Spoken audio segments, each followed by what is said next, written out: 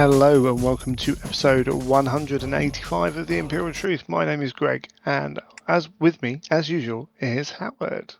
Hello, Hello, Howard. Greg. You all right? You doing okay? Oh, yeah, struggling on. You? Yeah, no, not bad at all. It feels on the other side of a few things. So, well, looking to be. So, yeah, feeling pretty good. Feels like a long time since we've sat down. Yeah, I've had a lot going on. You have been a You've busy had a man. lot going on. It's Yeah, been one of them to the point yeah. where we've got a main topic here, and I've hardly read any of it because of life and work and I'll read on my lunch breaks this week. Okay, there are no lunch breaks this week. um, well, I You can got have a to lunch catch break, up. but I'll just have to work later. So, it's just one of those weird periods. But yeah, we'll work Yeah. that one out. End of the summer holidays is not that that's quite so acute for us yet, but it does feel like the entire world starts to shift again slightly, gears up for Oh, don't. I've been that enjoying period. driving around without that extra traffic. But Yeah. hey, has to come to an end at some point.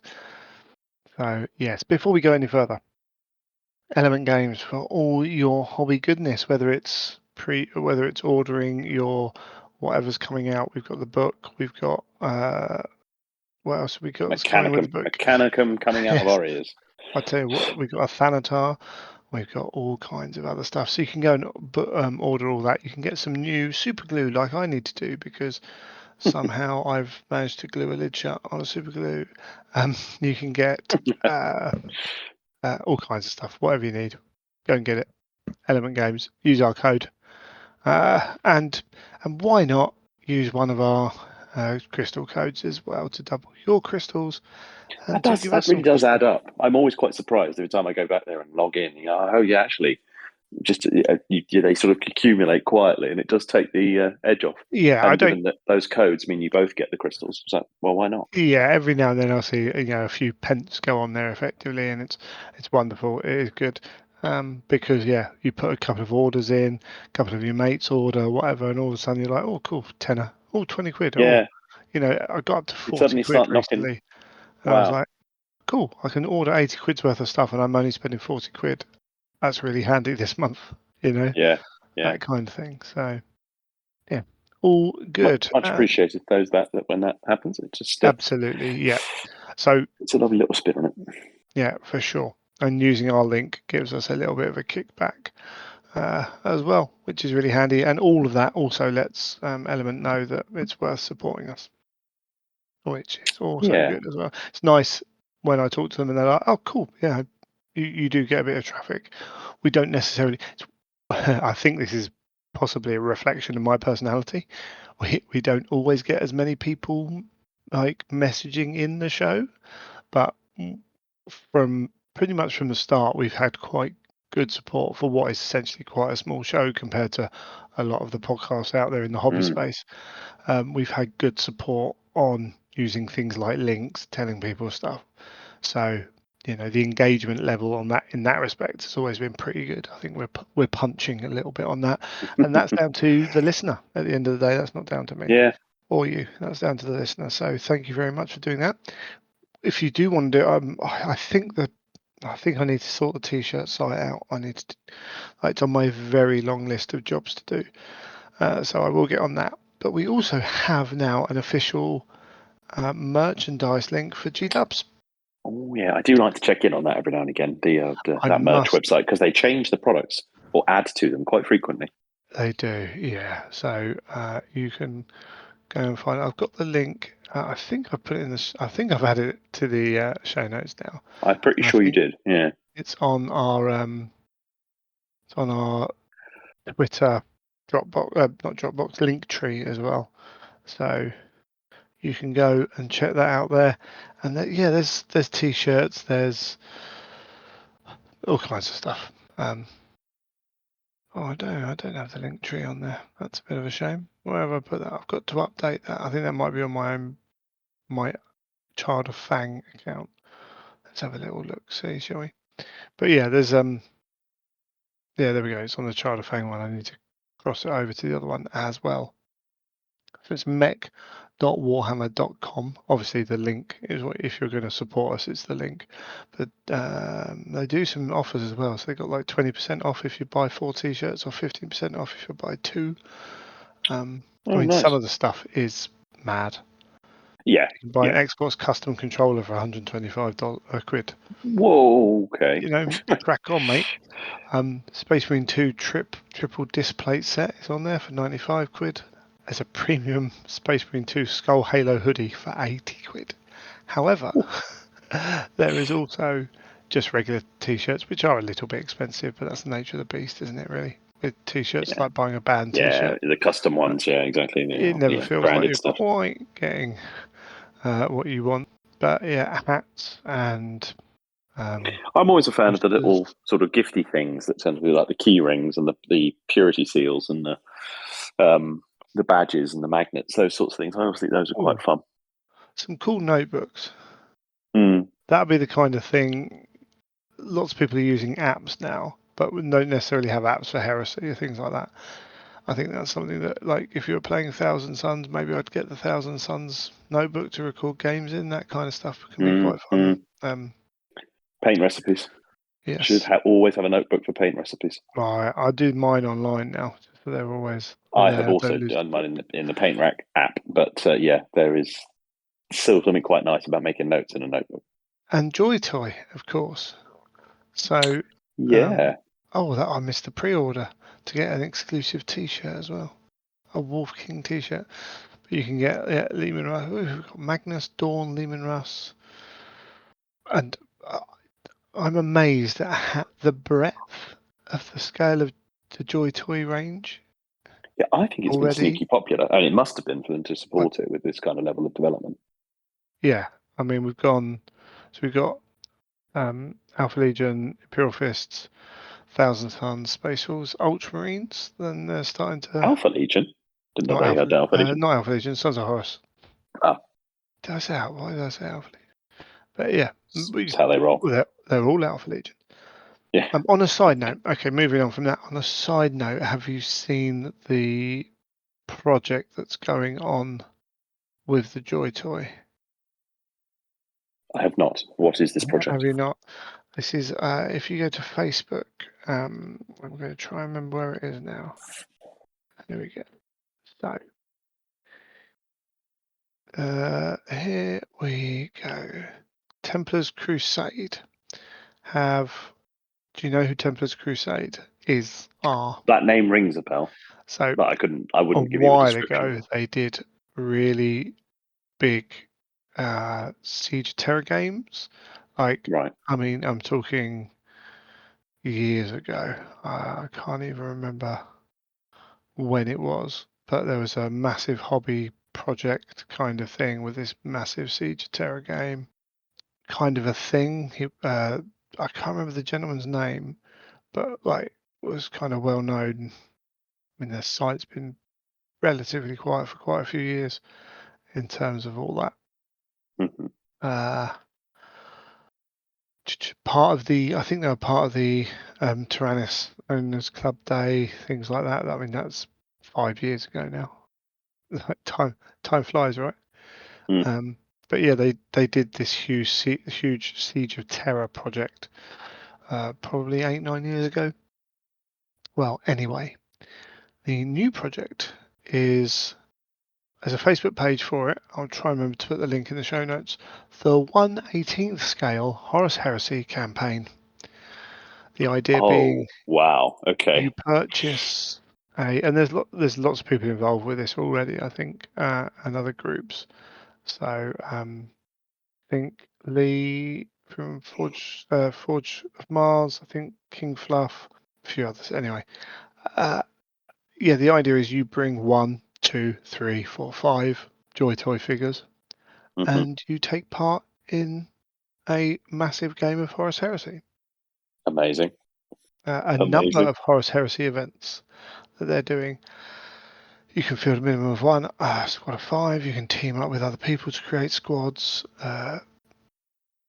You can bring Terminators, you can bring Dreadnoughts, but they're going to limit that kind of extra stuff.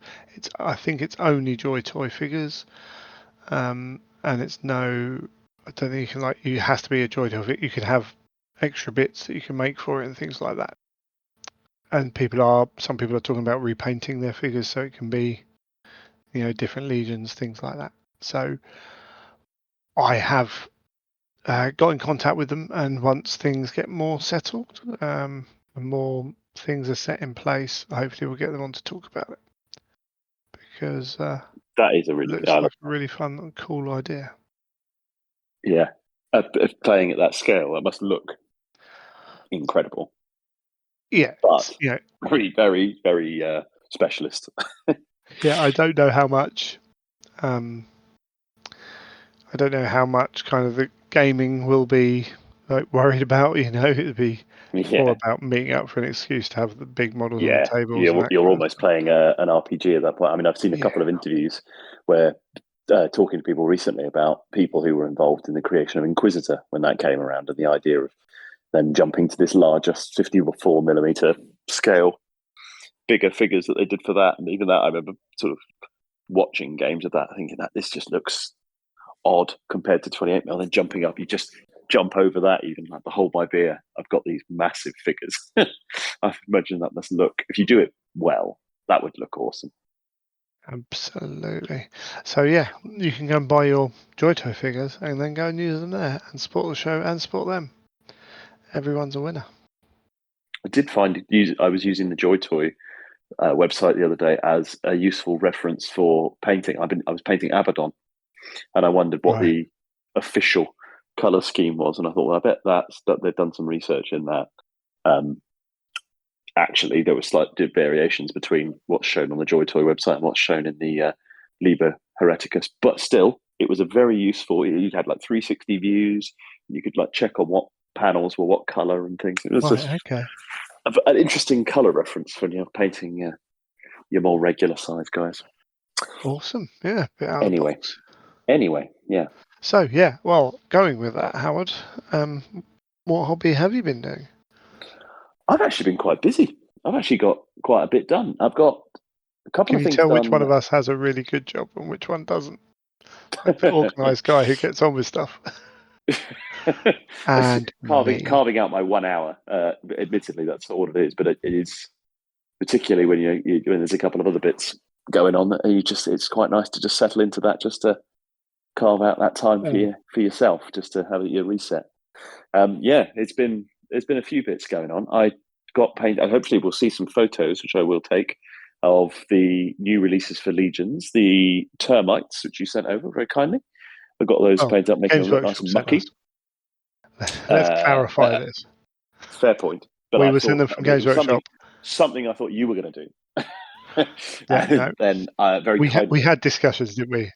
And I was We like, you did. know what? I've had some stuff. You are way more likely to get this painted than I am, so it's only fair. So I've given those a go, made them look nice and dusty and mucky. I've painted the rest of the Leave Rust variants that came out, so we'll get photos of those out and about circulating. I was sharing with a few people what the color scheme was on those tags. I'm quite happy with those now because it's quick and it could achieve what I wanted it to. Iron Warriors have taken a bit of a front seat for me recently. I've just got painted up a couple of Iron Circle and a few characters, a squad of siege tyrants, and I'm just about to start having a go at converting up some dominators. And I have a box with a Land Raider in it, ready to be built beside me. So yeah, a few bits and pieces I've been going with. Really enjoying it, I was making them look, trying to make that silver look a little bit more vibrant than it could otherwise be.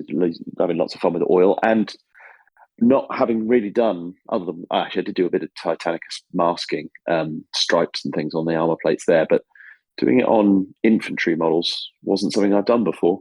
So I was having a go with that, and equally having a go comparing that with a bit of just freehanding hazard stripes on a couple of places on like cataphracti shoulder pads. So I really enjoyed those. Yeah, just the beauty of Iron Warriors is you do get the base done quite quickly. You get the airbrush out, get that done, and then go a bit nuts with your oils and colours and contrast paints and that sort of thing. Have you Oh, been able? I mean, given what you've been up to, have you been able to get anything done, or has it not a lot. been a bit of a There was break? a period of time where I was out of the country, and then a period of time when I was in the country, but again, eBay took up a bit of my one weekend's worth of Oh free yeah, time. that'll do it. Yeah. Getting out everything from my big Zone Mortalis board to take photos of. That took up a bit of time. I've got to put it all in a box yet because it's still out on the on the side in the thing to drop off to some reprobate. Um, yeah, so not a huge amount. I have. I'm coming to the realization that I'm just turning into a bad hobbyist. No, I'm no longer an average hobbyist. I'm a bad hobbyist. Games Workshop also sent through a Thanatar Siege Automata. Um, now I ended up building the Castellax from the box that they sent us. I have the legs of the Thalax from the box because I had one night at the game club where I didn't have a game, so I helped out, chatted, and then did some building. And then the Thanatar, I was like, okay, cool, let's put this Thanatar together. Build the first leg, cool. Put the foot on tomorrow because I've run out of time. Come back tomorrow, cool. Put the foot on. It's a little bit weird. Okay, Oh no no. worries. We'll build the other leg. Okay. Come back the next day, look at it and go, no, it's definitely wrong. Oh, I see what I've done here. So the Castellax, page 1 of the Castellax book is build right leg, pose 1. Page 2 is build right leg, pose 2. Oh There are no. 2 differences between those things. There's part 3 in the build process, and then the foot. They are literally Ah, 2 bits that are different, right? So I've ended up sticking the wrong foot and he's going to be leaning forwards. It's not going to work. So cool, no that worries. The sucks. only, Okay. and I built with plastic glue. I had to cut the foot out of the ankle joint, which took an evening. So I lost a whole evening's hobby, whilst Emma was out of county. I lost a whole evening's hobby cutting that foot out and putting the other foot on. No worries, it's fine. Build left leg. Cool, build left leg. Oh, Yeah, I'll don't. do. I'll do Oh the no, other. don't say it. I'll do the other pose on the left leg. So instead of the right leg being raised up, the left leg can be raised up. Not a problem. Build, build, build. Cool. Oh, they give you 2 flat foot and 1 raised foot, which I've used on the other foot and then had to cut to pieces to get it off the other foot. So I got to the final build point. I'm like, that's fine. I've literally just glued this, so I'll be able to peel it all apart, knife in, bit of effort. Again, to take it apart piece by piece to get back to part 3 of what is a Oh, 12, 13 part build. just like to Yeah. reassure listeners that plastic kits are typically more straightforward than resin It's just one to of those build. stupid things if you don't follow the rules. Literally, the right Follow leg the was because rules. I, Brilliant. I just didn't realise that pose 1 and pose 2 were separate builds from the start. I thought it was just put different, Mm, mm. um, fit on and it would fit differently in the joint and what have you. It's a bit silly, and literally where I've moved it aside, I've turned it back over when I pulled it back.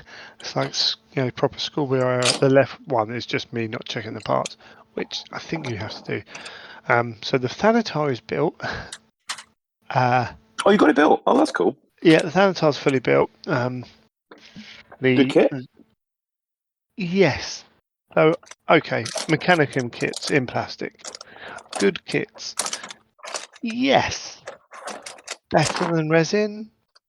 Yes. Easier to build than resin. I don't know. Um, Oh, so my problem with the curious. resin kit, my problem with all Mechanicum is, I had a laugh with Henry Steele about this because he just said, "Yep." I was like, first build I do on a Vorax or a Ursarax or a Caslax or a Thalax.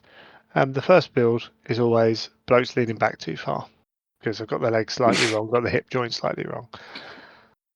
There are some of these builds where there is a lug that goes in, not always on the other side, so you've still got the hip joint, the 2 legs to try and make work. Mhm. The problem with the plastic is there's a lot of build process in the middle. Right. Like there's let's say 12, 13 parts for a leg. The resin there are they are posable. it felt almost I don't know if it is a touch easier. It felt just a different build. I felt it was just as hard to get the legs in the right position. I think partly because you're building with plastic glue as well. I think that's probably the difference actually, that I build with plastic glue with plastic, because the idea is not to cut That's them a up big afterwards. that's a big difference for me. It's a massive Building with difference. You haven't plastic got gives the you that. time to No, goodness, yeah. move. That ability to pose Yeah, while it's still drying is huge. but trying to get the legs and the hips and all that into the right place where the hips end up level enough, whilst the legs end up on the floor. Like, I think with the amount of parts, it needs a bit more pre-planning. So when I built the second leg, I did leave the foot off a little bit later, because again, on the right leg, I then had to push the foot in a little bit to make sure that, because the one thing, the instructions are good, but you're like, there's a couple of bits on arms and things where you're like, okay, cool, put it at this angle, and you're like, okay, does the angle matter? Like, how much does the angle Mm, matter? Because the left arm, which has got the bolt gun on it, on the Castellax, and on uh, the big eye Thanatar, has got the belt feed. mm, So you need to know that when you're gluing the arm joint onto the ball and socket, that you're doing it in a way that the belt feed's going to reach. Because the one beauty of the resin is you can bend it. You're not that's bending the true. But plastic. as I found with the Iron Circle guys who have a twin belt feed Mm. that goes from Oh, it's hard. a box on the back to the thing, I put the bolt cannon at too much of an angle for, even with bending the thing, it just physically wouldn't do it. I had to trim Yeah, for the sure. But imagine the doing that. first front and back. Yeah, Yeah. So yeah, you've got the angle wrong, but on the plastic here, you're not bending that double belt feed at all, because no. it How will do they get break. round the fact? How do they get round the fact? I mean, with the Knights, they did that unbelievable piece of No, engineering to have this the is flexible ammo feed. So are these no. fixed? Yeah, it's split down the middle. So one belt, one you glue second belt onto. It comes in 4 parts, I think. So Mm, top inside belt, bottom inside belt, top outside belt, bottom outside belt. So there's not a okay. lot of movement there. The gun has to be roughly where it is without, some skills. Mm. But But there is some once you've movement. got those bits done, it's plastic, so it is like chick, chick, bit, off you go. Mm, So is it harder? No. Is it easier? Not necessarily. The the smaller kits, the Caslax weren't too bad. When you look at the sprue for the um, Thalax, like individual like parts on their jetpacks, like mm, small bits. Like I've seen people say they like, I don't want them. I want to build the resin kits. I can understand it on a small part point of view. There are a lot of parts, interesting. I which was of a aren't mind. there. I've got Mm. quite a few resin ones still in kit, still in bags. Always mean to get round to them, never did. Now that the plastic have come out, I was planning on um, moving on the resin and probably do it with a. Would someone like the resin in exchange for the plastic one? Oh no, Not trying no! to I say think all you'll this. get more. I think you'll Well, sell the this is what I'm resins never for quite more than. sure about. I knew that was true of, particularly as things became rare with things like armor, like armor marks. So if you've got a Sure. Mark II, you don't switch that nowadays for there because they are almost for collectors now at that point of level. But Well, yeah, I'm hearing you say that. I'm now hesitating about that. no, I think if you, it just depends how you feel about small plastic parts. To be honest, like Mm. I built Necromunda stuff. I've Yeah, glued a cigar into a mouth, that kind of thing. the Um, famous one. Yeah. yeah, it's fine. Some people really don't like it, and those are the people who are like, Mm, "Don't give me the resin." They're bigger, so if you've got an older army, you might want to maintain your the mm, size, which is another reason why people were spending so much money on the old Mark III, and the Mark III mm, Marines got embiggened. Um, that kind of thing means that you will be able to sell your old stuff and then buy the plastics and probably end up with a few quid extra, mm. I think. to a point. After a point, that will stop being as much a thing because people who have moved on. I think they're great kits. I think they're. So I haven't actually built the bodies and the Thalax. There's a lot of small parts, which is just it's a thing. Whether it's good or bad is going to depend on your viewpoint on it. I personally prefer it because I can sort of sit and do that in a way that I can't with resin, where you have to sort of almost sit down in a separate room to go and do that. I mean, Whereas the good thing I about the feel I resin can do was something more they weren't communally. that smaller parts. You didn't get like the ends of No. the jetpacks. It was a bit bigger kit, but you still sometimes had small parts. The Castellax come, it's been well documented. You get one of each, like Darkfire, Mauler bolt cannon, or melter Multi-melter, yeah. cannon, multi-melter. So if you every time you buy, you can only get one of those weapons. It's. I don't think that's a major issue. You're going to find people who want. Oh, I want two multi-melters. Cool. I want two Darkfire. Brilliant. Do a swap. That kind of thing won't be too difficult. But yeah, Supreme kits. The thralls are another one. I saw someone posting up a picture of how many parts the thrall was in, and I didn't look at that yet.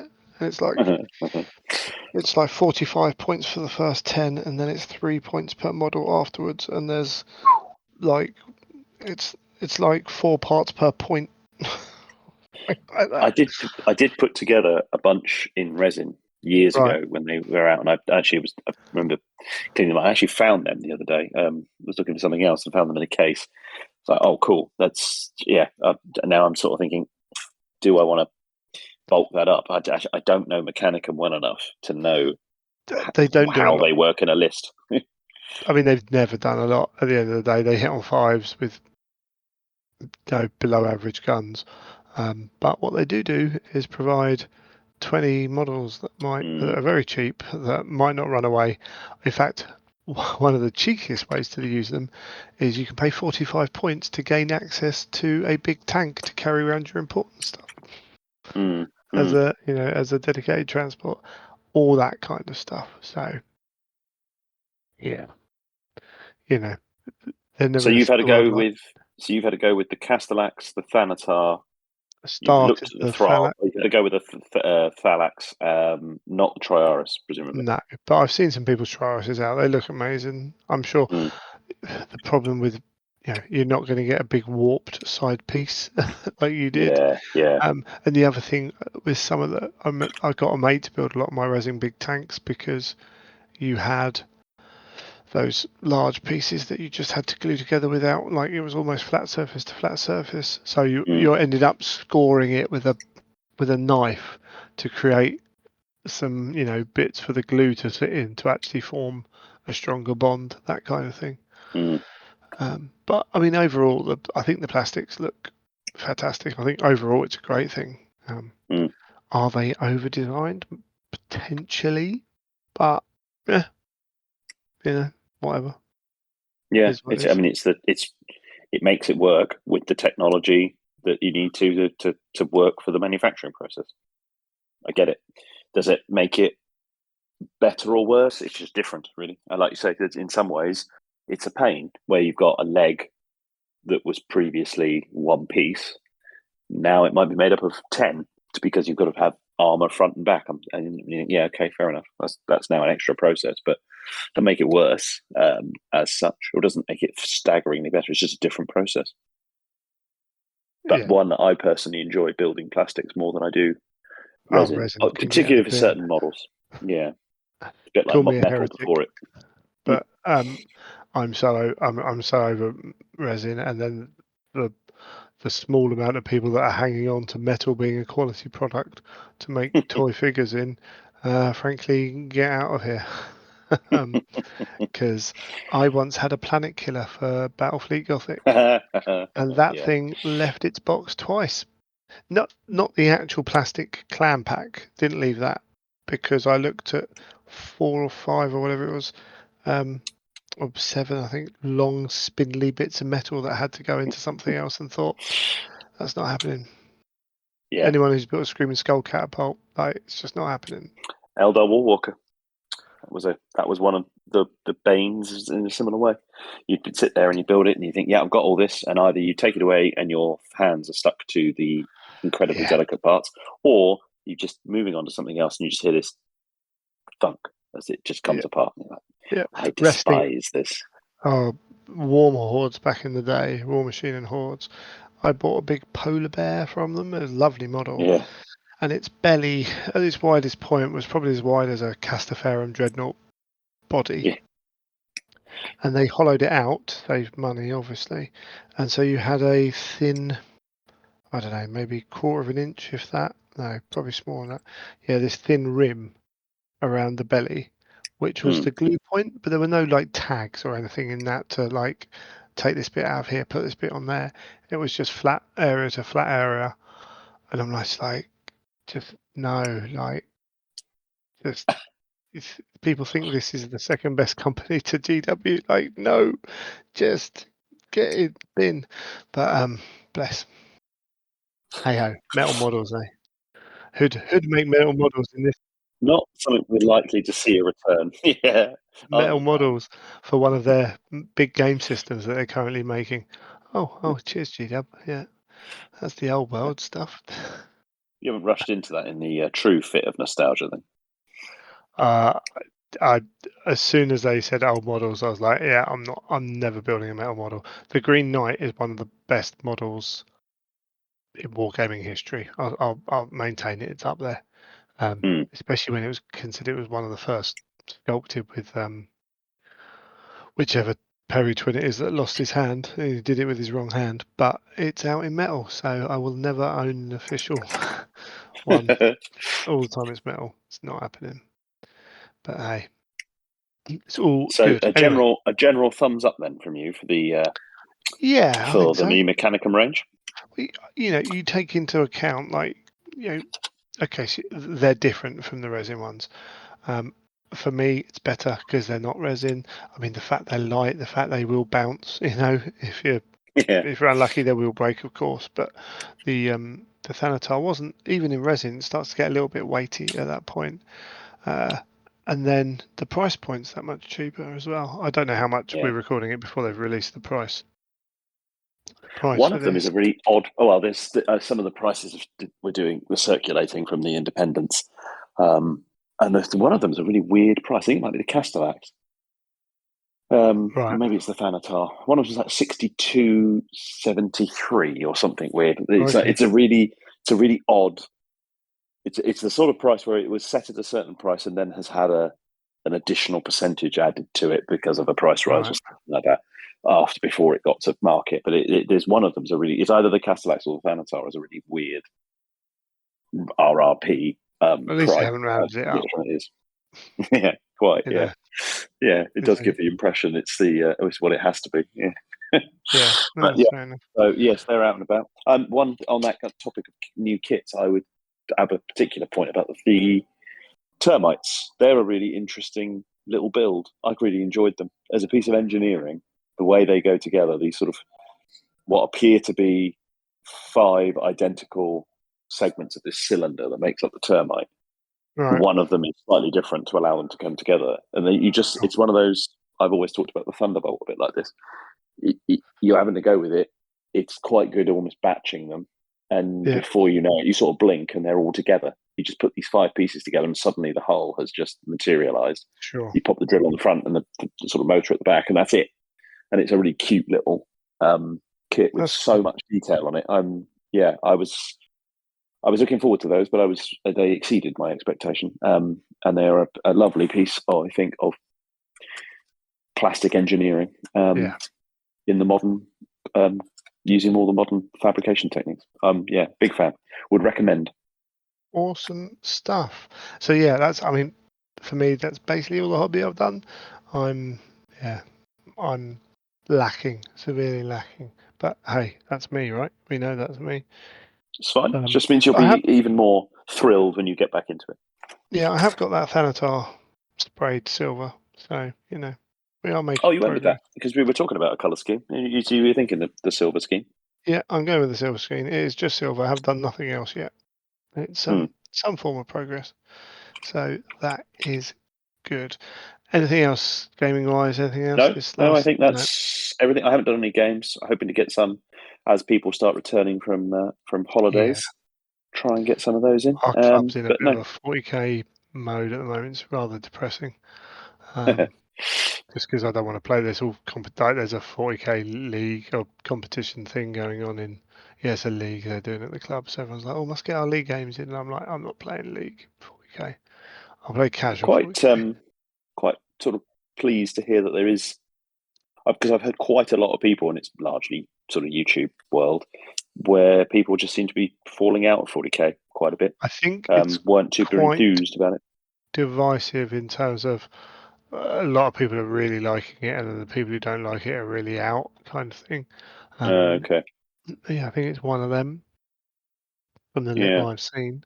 So, but certainly, I mean, our club last week was one of us playing Age of Sigmar, and then all 4 or 5 tables playing 40k.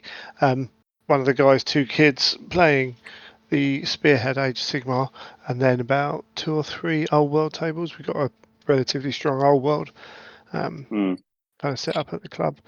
I was like, oh, the people I play Heresy with aren't here or busy doing other stuff. So hey ho. And then again, there's that whole thing with Legions Imperialis where a lot of people haven't quite got stuff painted, so they don't want to play because they want to get it painted before they Mm. put it on bases. So yeah, it is what it is. Cool. No There's worries. a few Right. other bits I want to talk about, but we'll do that in the next segment, I Yeah. suggest. Cool. Yeah. Let's take a break and we'll come back and talk about some more stuff.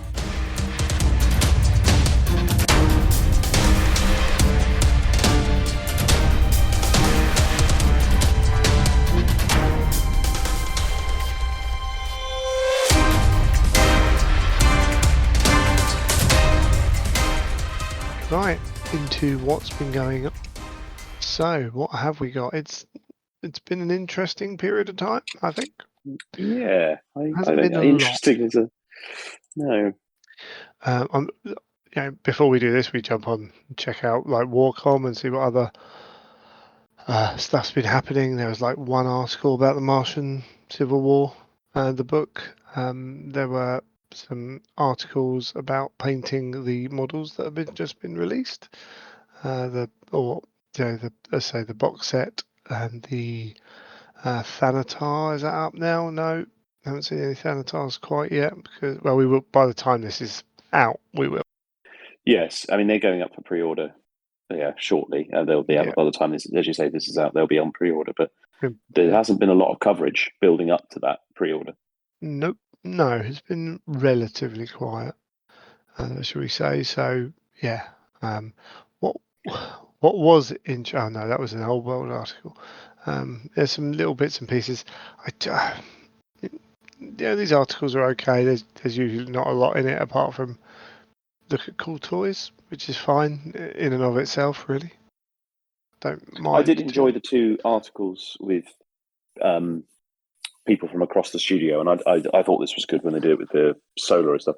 People across the studio painting their Mechanicum.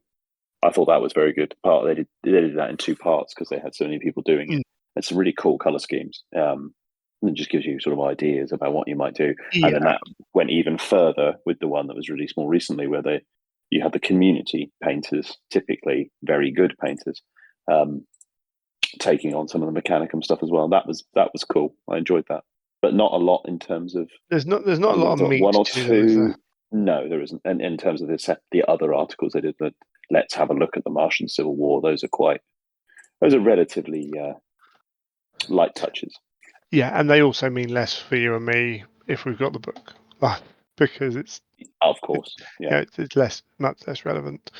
Um, an article about how they made the modular table for Legions Imperialis, which is cool if you're going to go that way. Hmm. It's again not a bad article, but no real kind of news. Nothing really shown off. However, we may well shortly start to see a return to more regular information because we should be receiving the return of Heresy Thursdays. We are indeed. Well, more importantly, we're going to get a weapon sprue. So it's um, happening, everyone. It's it is happening. on. So yeah. So this, Howard and I are chatting about what's going to be on the next episode. Cool. We're going to do the book. I've let us down on that one, but we'll get to that. What else do we do? Oh, we got a preview. Cool. There's normally something to get our teeth into in the preview. Heresy was mentioned. A roadmap. Lots to talk about. Great. Roadmaps Brilliant. have always been pretty good with Heresy. We had a really good Heresy roadmap last time, the one that was shown at Okay, Warhammer always Fest. been pretty good. The one we've had before was really good. That was like 18 months ago now, so 6 months past that ending, and they've said Age of Sigmar, 40k, and Heresy are all going to get roadmaps. Wonderful. I was actually up because I'd been into London and I didn't get back till late, and I was Oh, a bit wow. like needed to unwind before sleep. So I have done that with didn't these what? late night previews, these early morning previews in the past. Yeah, Yeah. didn't watch it live, but kind of looked through it and thought, man, imagine setting your alarm and getting up for this preview and seeing that. Yeah. Or even imagine going there. So because I didn't watch it live, I was looking at the Warhammer community articles, which I think was a major effect on people's perception of the previews. Not Yeah. unfairly, I will say that. Not unfairly. When we talk here, sometimes Howard's very good at playing devil's advocate and taking a stance that isn't necessarily 100% his own stance, but to Correct. engage conversation. One thing I think we both try and do is look for the why are they doing it this way? There must be a reason, objectively what worked and what didn't. Like, you know, there's reasonings behind almost everything. Sometimes that reasoning is, oh, rubbish, we need to fill a slot. That's still a reason to put something up. But you can sometimes see the workings and what have you. So, I'm not justifying the roadmap itself at any point in this conversation. I just want that out there right from the start. In fact, let's start at the start. So we get this announcement. We're going to get some Blood Bowl. We're going to get a new team. Cool. Nice clarity in what we're going to get before. You know what? For Blood Bowl fans, you're probably not expecting anything more than a new team. You might see a big guy or a star player to go with it. But traditionally, actually, they wait for those a little bit down the line. Going to see the parts of the Stormcast that are being released because they did the Skaven one. Cool. Again, bit of clarity in that. We're going to see 3 roadmaps. Okay, and there's Lord of the Rings. Right, roadmaps. Cool. We've had roadmaps for Age of Sigmar and 40k. They look very different from the Heresy roadmap we've had, but that's because there's a lot more releases with Age of Sigmar and 40k. They normally tell you 4 or 5 codexes in advance or army books, battle tomes, sorry, and then there'll be like hints, or there will be 2, battle tomes in Yeah. spring. Cool. So you got a vague idea of what to expect. The Heresy one was, plastic Lord of War. Cool. Okay. So we can set our sights on a single plastic Lord of War, not get too carried away, what have you. So when everyone wakes up in the morning, click on the link. Not going to watch the video yet. What have we got? A roadmap. Cool. Click on the roadmap. What does the roadmap show? Well, the Horus Heresy roadmap shows, here's what we did in 2024. Solar Auxilia coming to the field. Yep. Cool. Some new miniatures. Yep. And Imperialis goes strength to strength. Cool, thank you. That's the top half of the left-hand side gone. 25% of this whole thing. Still to come. The Mechanicum. Yep, cool. Well, we know that. Other factions lurk, waiting for the perfect moment to strike. Okay. No information there, though a hint. Perfect moment to strike. Emperor's Children. Lurk could be Raven Guard. Okay, cool. Something to Yeah. contemplate, and even more in 2025. Cool. And tanks, So that, whatever it was. that's Tanks and 50%. That's 50% of your roadmap. yeah. Okay, so the roadmap carries on to the Warhammer Horus Heresy logo, the Legion's Imperialis logo, and the word more. And then to tanks.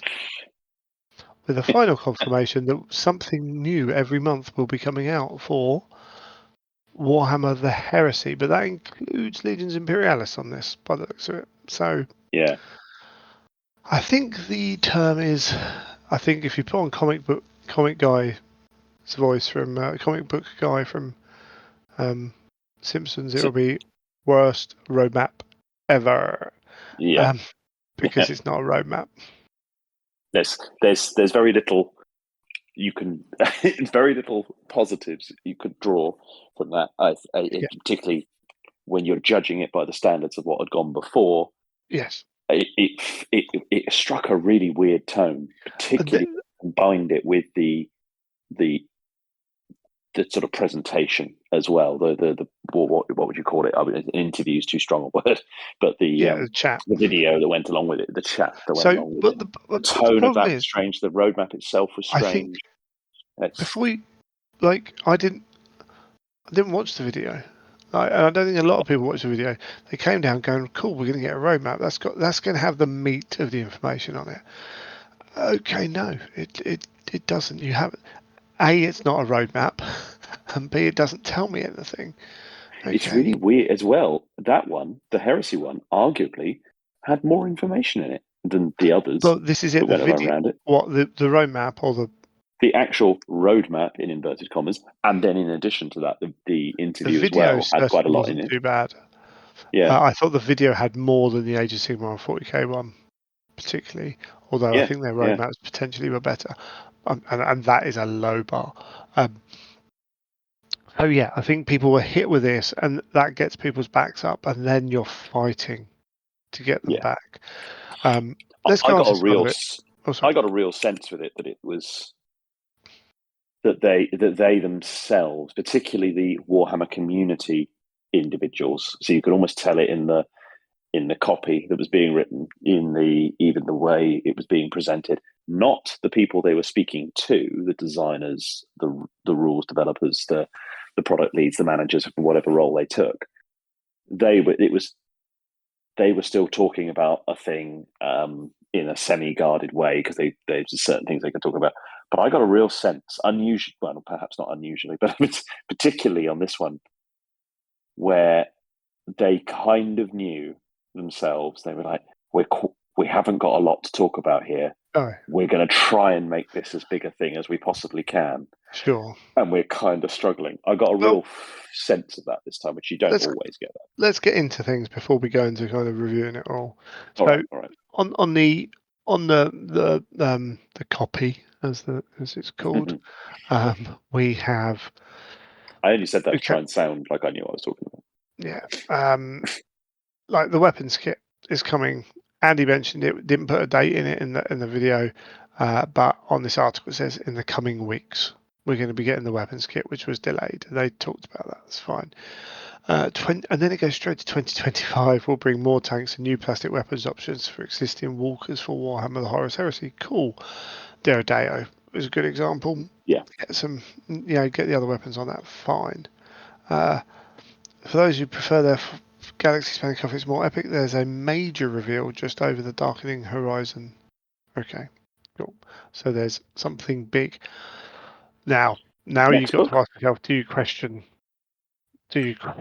do you question how they the wording they use sometimes on like what is a major reveal to Games Workshop? Mm, Is that a major reveal to the fans of Games Workshop? Maybe not, but yeah, could be a new book, could be like some of the big super heavies, like I mean, crazy mm. stuff.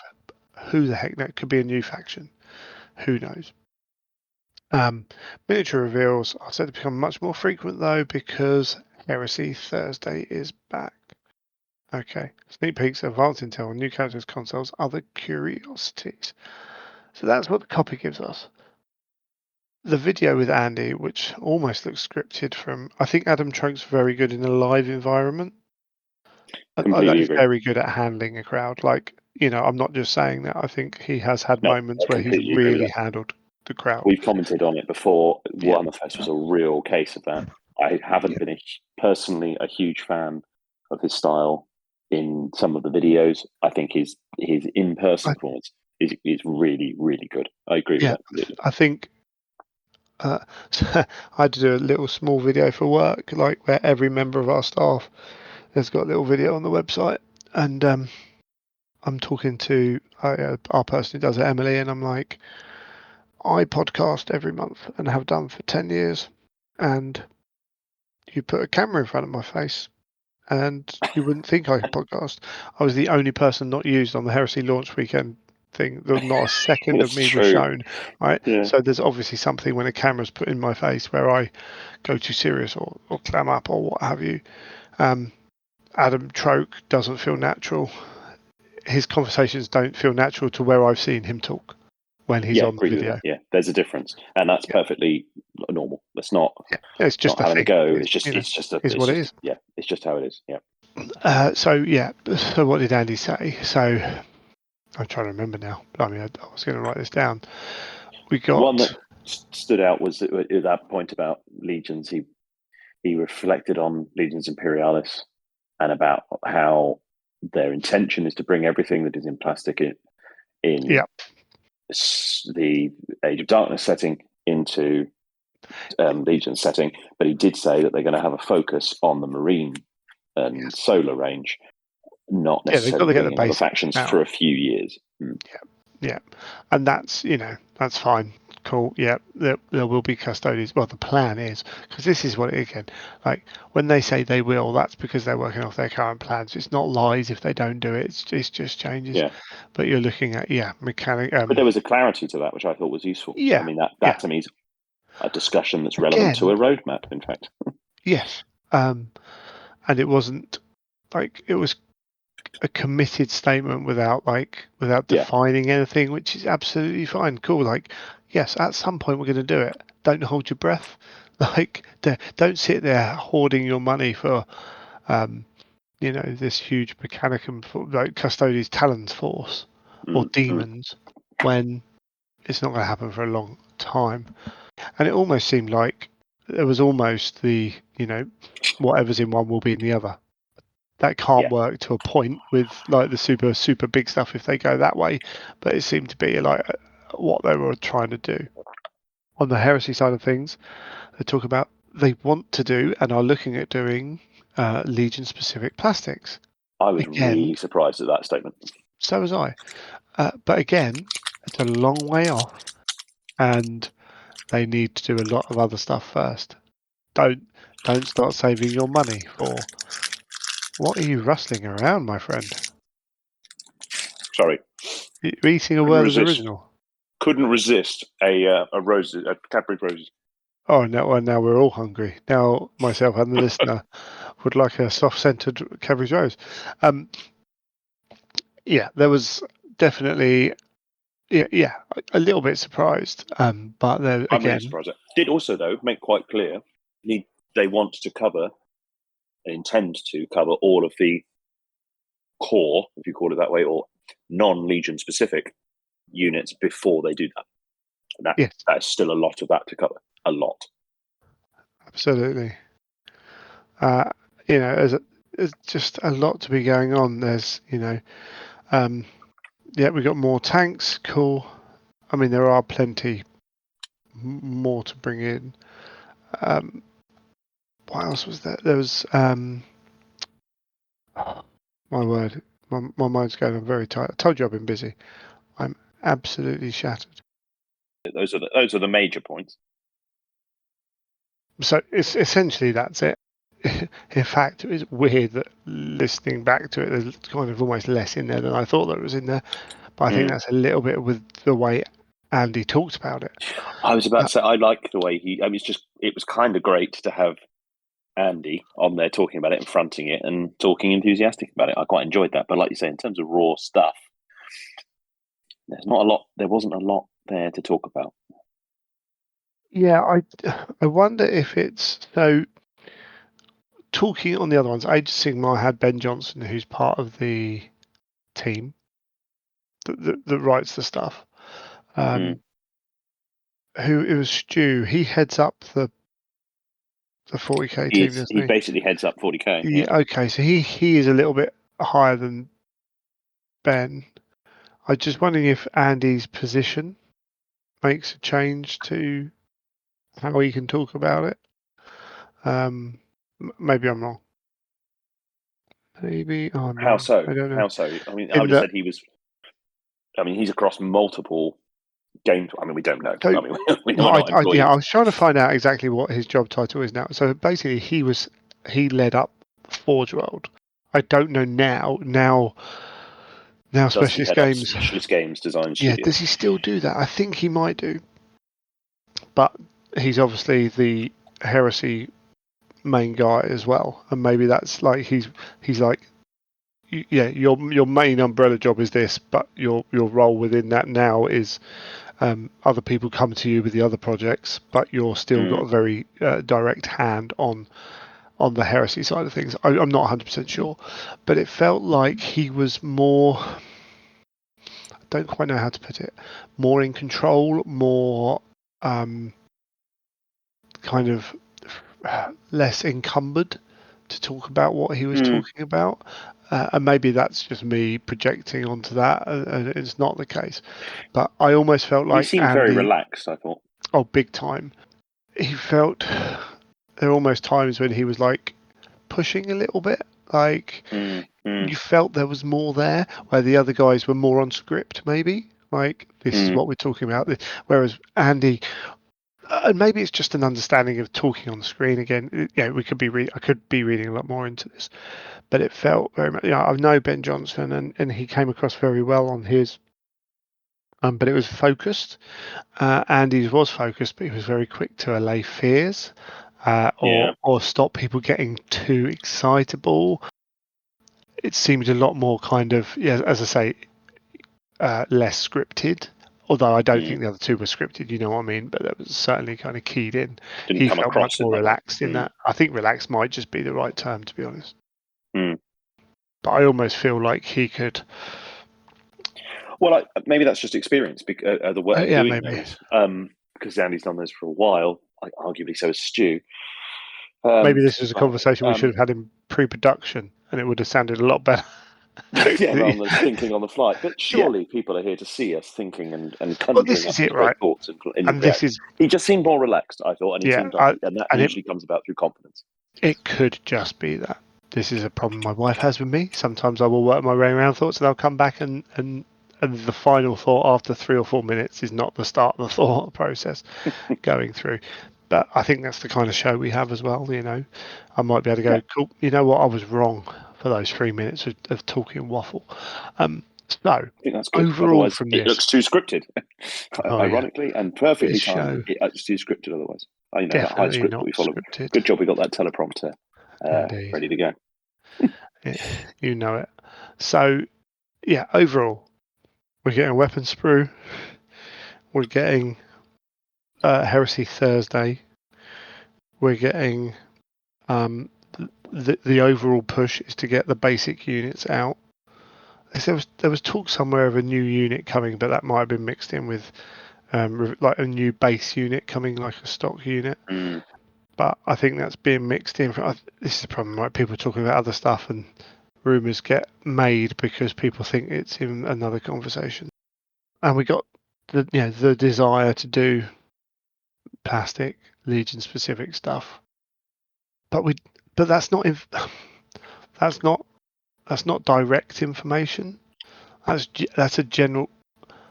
That's a loose kind of, head east.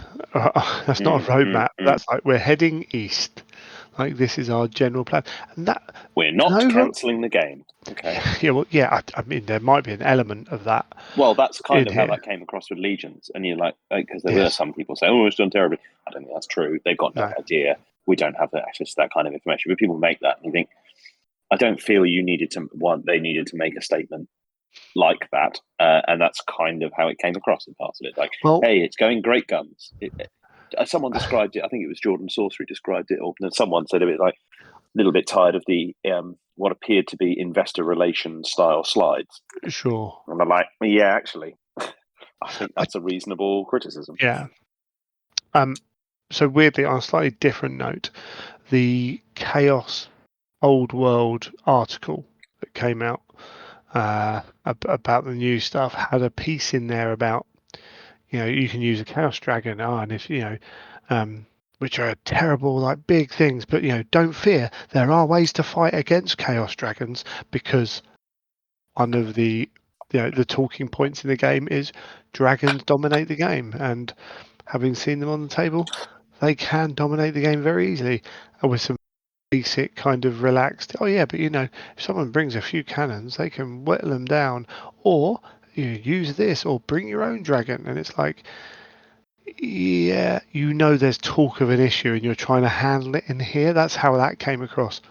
But all that makes me think of is, yeah, there's definitely a problem with dragons. So I wonder if there is an element of that in here as well. There's a comment you make about investor relations. I'm wondering who made this roadmap. How much information were they given, and when were they told to make it? Were my first kind of That's kind three of what I'm thoughts. alluding to with this Yeah. thing. It was one of the ones that was more transparent of, and I think it could even be. I mean, it's very tempting, particularly people. Oh, the corporate this and yeah, okay, fine. Or But is it also, when you're taught they've how, got a genuine dearth of information. They've done, yeah, yeah, we are having a break because we haven't got as much stuff. We have had this relentless pace of or stuff, it's, and for whatever reason, we don't have that. I mean, but I was even really surprised at the absence of the 40k one, particularly where they said they were quite. It put that sort of overly positive spin. Hey, we've released all this cool stuff, so yeah. we're going to take a breath and just watch what's happening for a bit. And I thought, that's weird. That you're sort of presenting it like that as if it was a conscious choice. I think it probably isn't. That So feels like it's a positive spin on well, something that you wouldn't have wanted necessarily to do. I mean, for there to be no 40k army release between now and 2025, right. other than Hold on. Blood, which is largely out, you think, okay. So that kind of happened with Age of Sigmar when 40k was released. There was a Mm, big dearth of 40k stuff with Age of Sigmar stuff. So firstly, I'm looking at this roadmap going, did they just give it to the guy who's fairly new, who's just learned how to do this stuff? And that's why it looks like that, because that's the way they're taught to do it, because that's the way every place does it, because it's good for that mm. kind of thing. Were they given 2 days to knock it up? Like, this Could is well be. Games Yep. Workshop, yeah? Like, never Mm. sign, always, never sign Yeah, malice yeah. can be signed to incompetence. We, they're a company of a certain size. That happens more than you think. Mm. Someone was like, "Dude, where's my roadmap? Uh, what roadmap? The one I What? told you. Yeah, You never told me yeah. to make one. Oh, you know, um, guys upstairs need that by the end of the day. What Mm. information we got? Um, okay, just make something. That kind of thing. So there was a lot of Right, going back on yours. So there was a lot of like, what's going on? Oh, this is terrible. My first thought was, oh, great, we're in that period of time where Games Workshop doesn't want to tell us anything. Mm. Mm. And that happens. Like, if you've been in this hobby, it goes in peaks and troughs about how much they Mm. want to tell us. Since they did the original cutback on freedom of information, as it were, uh, they've gone through these stages of like, don't tell them anything because we get grief whatever we tell them. And this is too far the other way, in my opinion. Mm. But essentially, or again, yeah, have the is it a kind of, yeah, we're still going to be here, like, kind of thing? But I don't think this is anywhere near the problem it is if you don't put out a post and email saying Nova Open preview roadmaps to come, when the last roadmap 18 months ago outlaid a year's worth of releases. Not Yeah. every release, but you're getting a Primarch. You are getting a Lord of War in plastic. You are getting a Mm. new army. Now, are they doing it because that roadmap, they struggle to meet deadline? I think only one or two, only the weapons actually missed deadline. The other, excuse me, the others were late, or not late, but later on in that period, and people were like, oh, They were autumn, pretty good though. spring's over. And it's like, no, it's not, mate. Spring is not March, April, May. That's not how spring works. That's how weather works. They are different things. You know, is it because of that, or is it because they asked? Like, I don't believe we're going to see less releases, fewer releases. Just don't believe it from GW. No. I just don't think they want to tell us about it. In which Yeah. case, don't big it up. Because overall, That's right? the thing. That's the thing that they continually, and we comment on it. Loads of people comment on it. Our good friend Mike at Track of Words certainly does. The It's that communication. Don't hype it up in that way when you know it's. I mean, they really kind of hype that up. These roadmaps, these are going to blow you away. But tune in, it's a huge thing, and it wasn't. And I would have It's thought anyone with a level of judgment should have been able to be able to look at that and go, yeah. "That isn't what we're going to be doing. Why are you hyping it to I, that degree?" I wonder I if they've don't looked see. at like movie industry and gone seen how these trailers hype things up, and it's like, but once you've seen the movie and you realise it's rubbish, you've already paid your money. There's no money involved with these roadmaps No, for us. exactly. There's no So reason to do this. Yeah. there's no reason. I wonder if they've gone, oh, Nova Open. Okay, cool, big preview. What have we got? Well, not a lot, mate. Oh, but we do one at Nova. So what are we going to do? So in which case we've had you can have It's also the Adepticon. back You of it. have They cancelled one, didn't they? They were going to be. Was it Gen Con? There was one that yeah, but they happened don't recently, normally do a which big one at Gen allegedly Con. no. I don't, that they I think there was a lot. I saw a lot of people talking about the Gen Con preview, and I don't think they've done a big Gen Con preview ever. I think they've done a preview, but not much. But there I was think talk that's of there an error. was one, and there was one scheduled, and Right, it then disappeared off the schedule, sure, suggesting that illness, whatever, something came right. in and they couldn't do it. But either way, you've got Adepticon, you've got Nova, and then they have Warhammer Day. They have Mm, Fest normally, and then they have the Warhammer Day. Right, it's 4 big events. You also end up with these mini previews, like the Skaven one they did because the mm, Skaven won the little thing, right? And then you have Black Library Celebration usually has a little bit of something, and then there's 2 or 3 throughout the year. Yeah. If this was a cool next month, we're gonna have a little preview, and we're gonna show you a few things. Oh, okay. Oh, that's a bit disappointing. We didn't get what we wanted. Fine. Whatever. Everyone moves mm, on with their mm. time.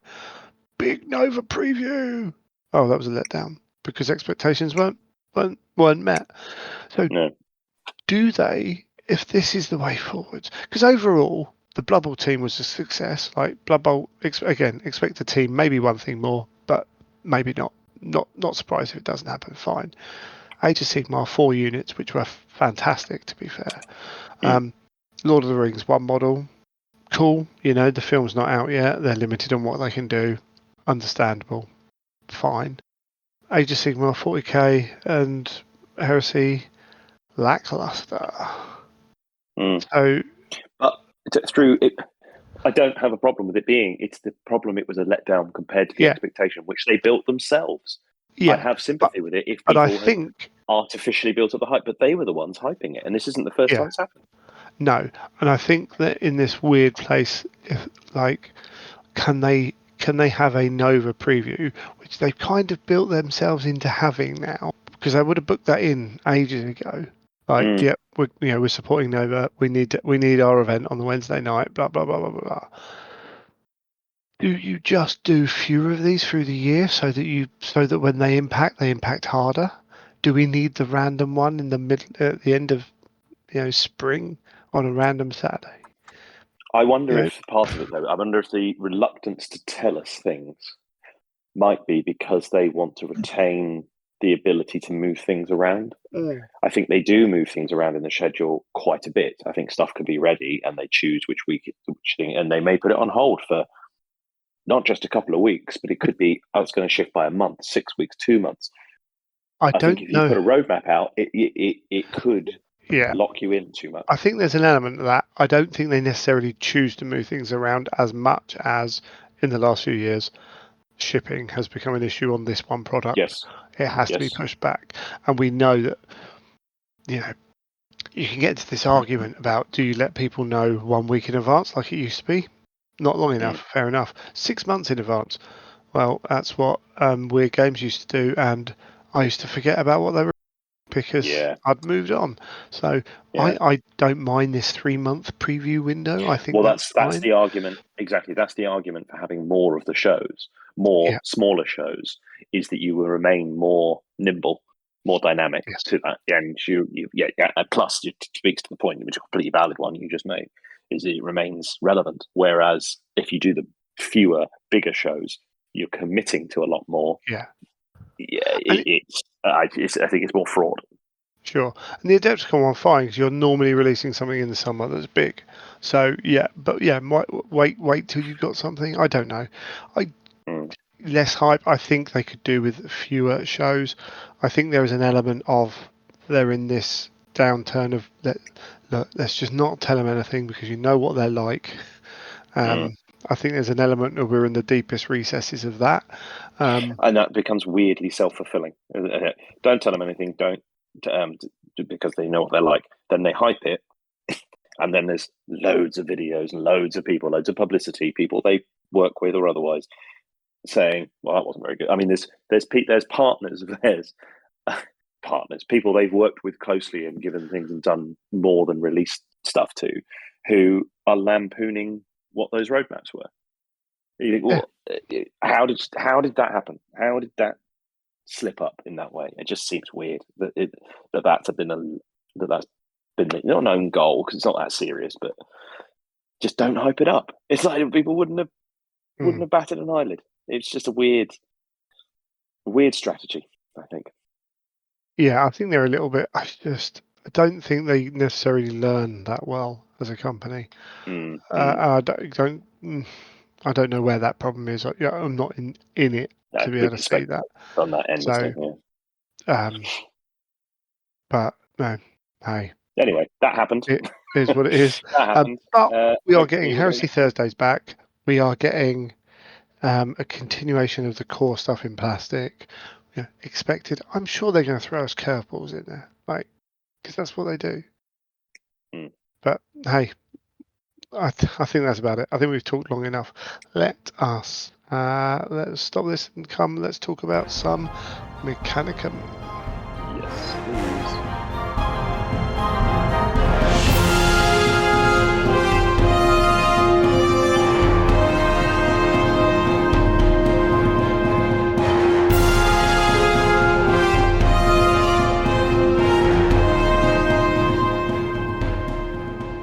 Okie dokie, let's move on and talk about Warhammer, the Horus Heresy, Campaigns of the Age of Darkness, the Martian Civil War.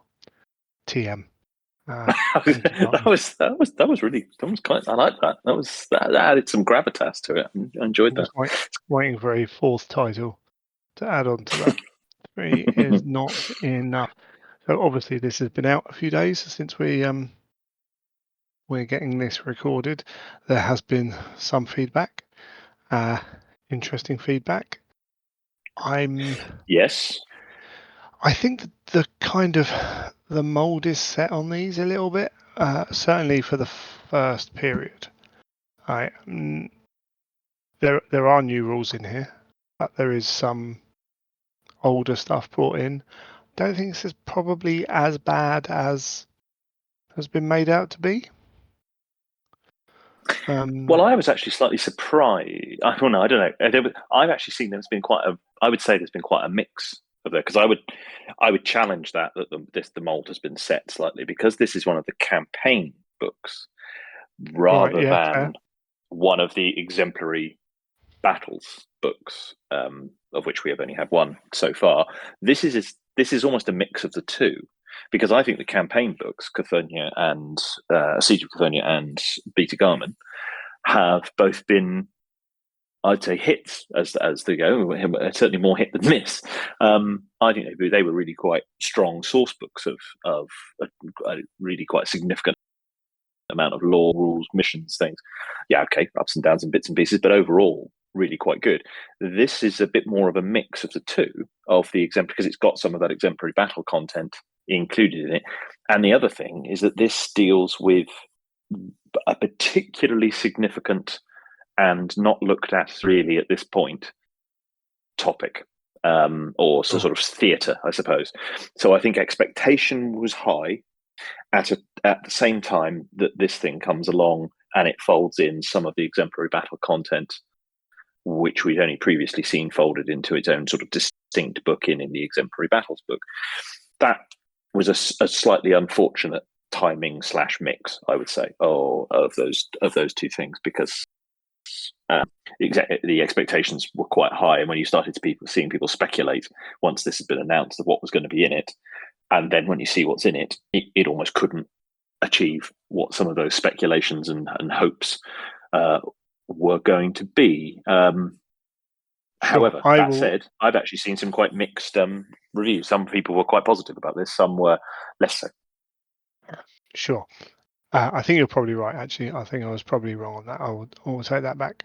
I think the nature of some of the PDF stuff, the legacies or the exemplary battles being bought into a printed bound format is going to carry on. I think, Yes. to a point we will see when they release a new something that's in the legacies book that we might see it then brought into the corresponding book, that comes through, I think, and not necessarily reworked per se. We had this discussion about with the legacies, with the previous book, The that exemplary battles book. the exemplary battles. You know, how much value do you place on rules that are free online being in print?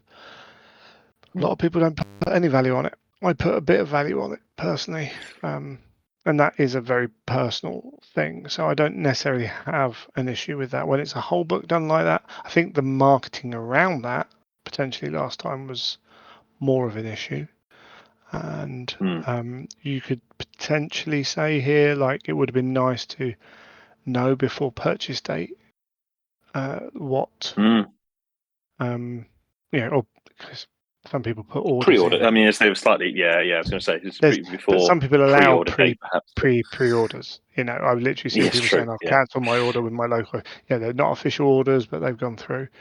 But you can, I mean, you can cancel them. That's the whole beauty of them, right? But to be nice and clear with that would be cool. The core missions being reprinted, don't really have a problem with that. It takes up a handful of pages, and if you don't have the other books, they're there. Fine, cool. Well, and similarly, I think the point of, and I think most people kind of get this. Most reviews I've seen have said this, that it's reprinted so that you're not having to take the multiple books. Let's say Yeah, you want to play this as an event. You want to play the Martian Civil War. You don't really want to be bringing a book from 2 or 3 book releases prior just to have a particular mission format presented. So I get that, and I don't have an issue with that person. no, I don't either. And what's weird? I mean, it's not weird, but for a narratively focused game, allegedly, all the talk has been about the rules, which I get to a point, but I haven't seen very little written about the lore in the book yet, and maybe I'm looking in the wrong places.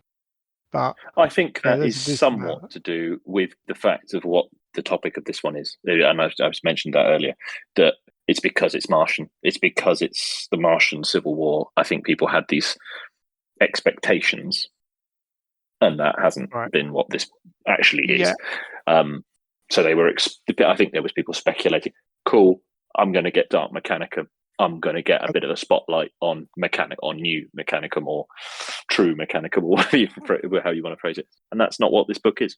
No, I Yeah. think so. Weirdly, me talking about having 3 titles to the book and can we fit another one on there? Part one Yeah. or the Yeah. first steps might have gone a little bit away. So let's start with the lore, broken down into 3 sections: the death of innocence, the Perditum incursion, and the War Master's arrival. Well, and the birth of Mechanicum, and we go through that. But it's those 3 sections we're dealing with. And the first one, the death of innocence, is actually it's almost not about the death of innocence, which is a term that's used.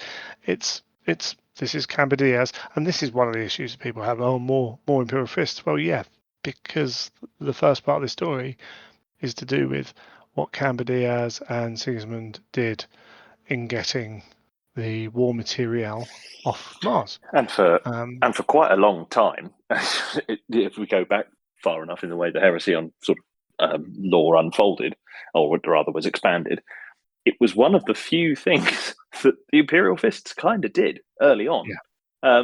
Yeah, Thal, gotcha, cool. The Retribution Fleet, etc. But there weren't that many beats. Obviously, that's been expanded as they've been used as a sort of focal point. But it is a significant moment in the heresy lore, has been for some time. So to see it explored, I was all for it. And as you say, I mean, it's effectively almost like they've chosen a beginning, middle, and end of almost of what Mars is doing during the heresy, if you like, and that's the Yeah. death of innocence being the beginning part of that. Yeah, it's yeah. I suppose yeah. So even I don't know what you call this book. It is the Martial Civil War. However, the first part isn't really the Civil War of Mars. It's the Imperium trying to clear out. It's I don't know. Maybe they're trying to do it all in one small book because I've seen people talking about what I really wanted was a big black book and blah blah blah, and it's like, well, that doesn't work in the new system, and they're not going to do it anyway. Actually, the way they work, you wouldn't want a book like that. It wouldn't necessarily be good for the game, in terms of it, the price, and again the weight of carrying it around and all that jazz. But the war, the Martial Civil War could have been a two black book run quite easily. How much do you want to go into it? And And you have perhaps you focus one on the yeah, loyalists and one on the traitors, yeah, and I or think different that's what parts. people are.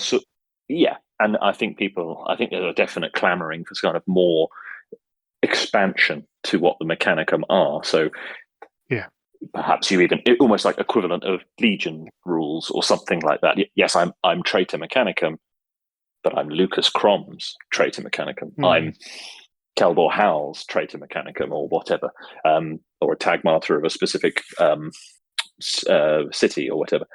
However it plays out, or you're attached to a specific legion, expand Scutari or similar.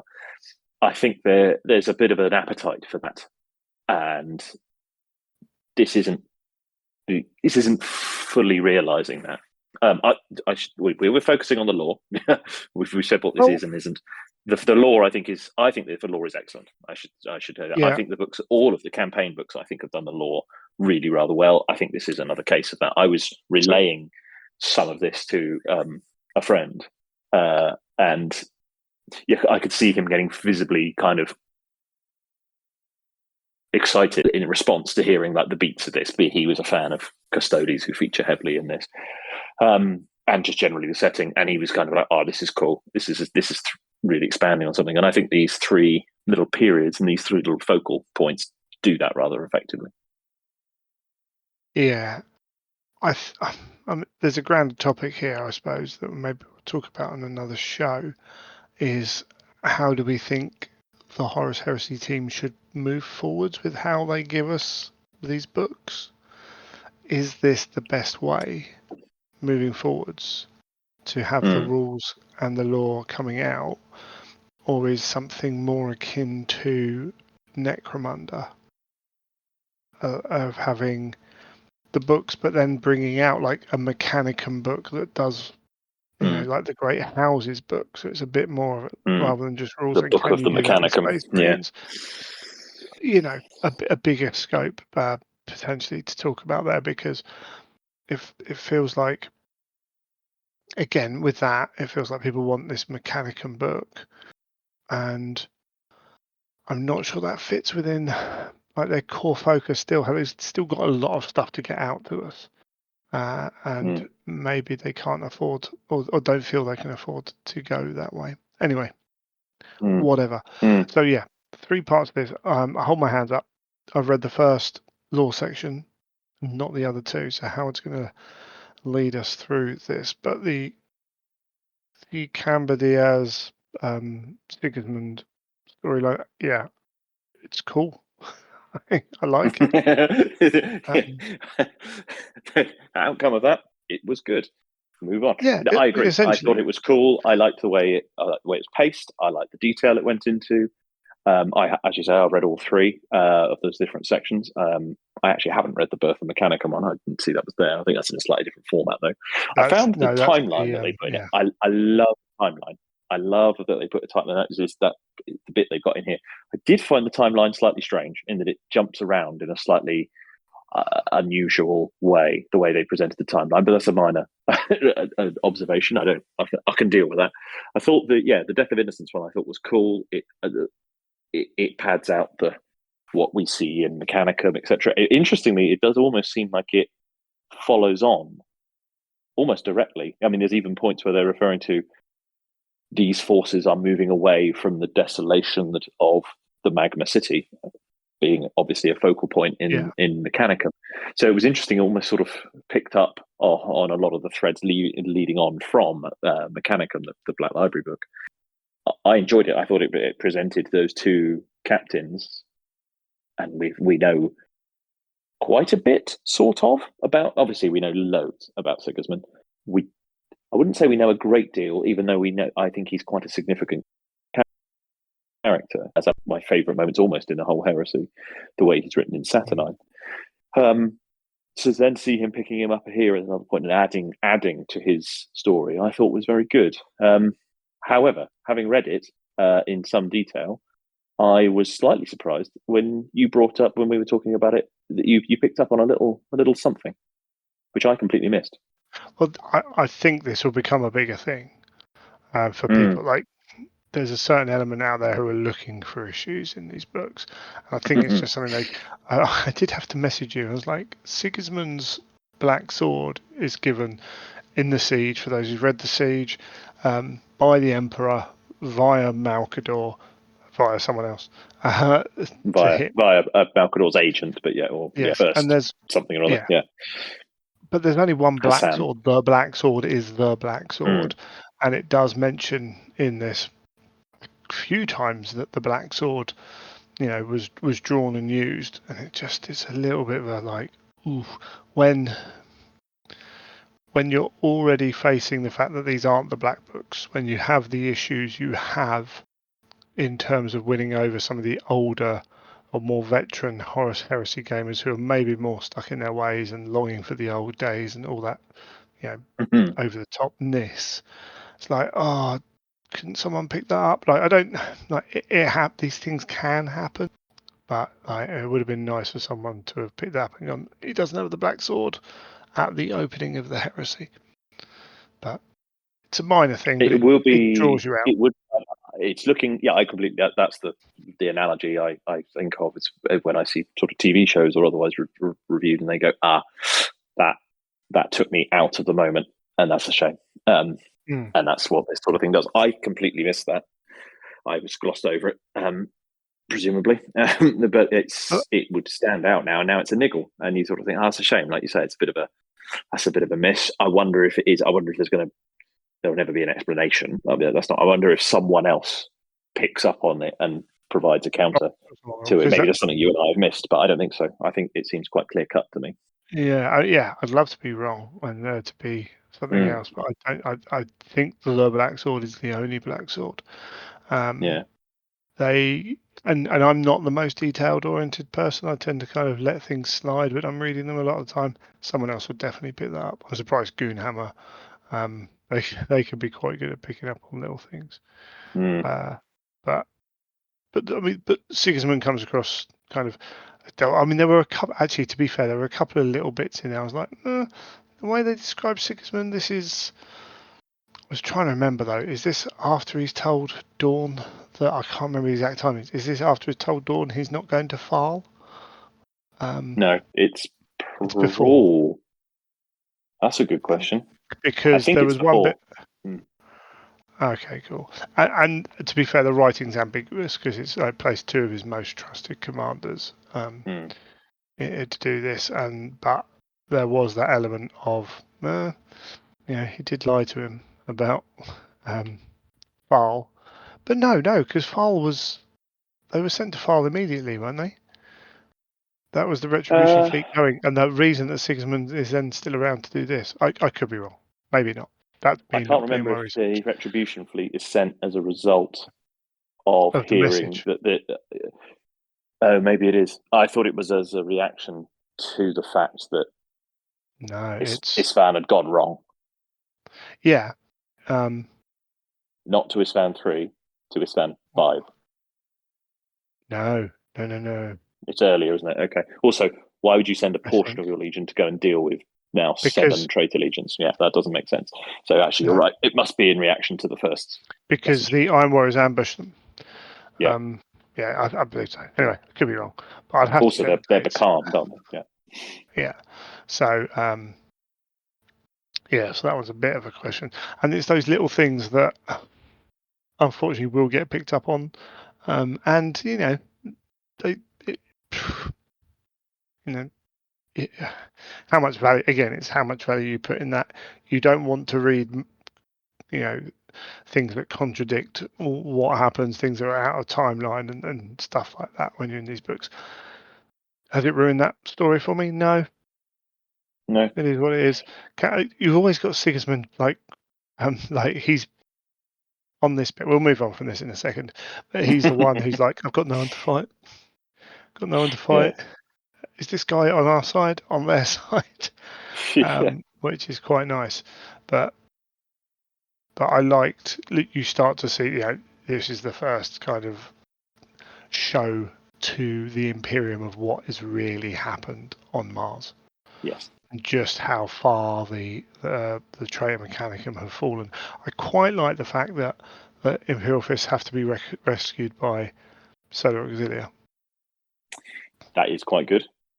As I a also, nice something carry that's running through all 3 of these, is what I quite like, is there's 2 aspects to it. That it's how dangerous the Mechanicum are, and it's sort of how effective they are, and which I think comes across more in this than in other things in the past. We have seen the Mechanicum in other things, and I think specifically about how they're represented. Although, to be fair, perhaps it's more you see Knights and Titans, that aspect of the Mechanicum, and that's where they are very dangerous in other publications. I'm thinking perhaps a little bit of some of the Titanicus publications.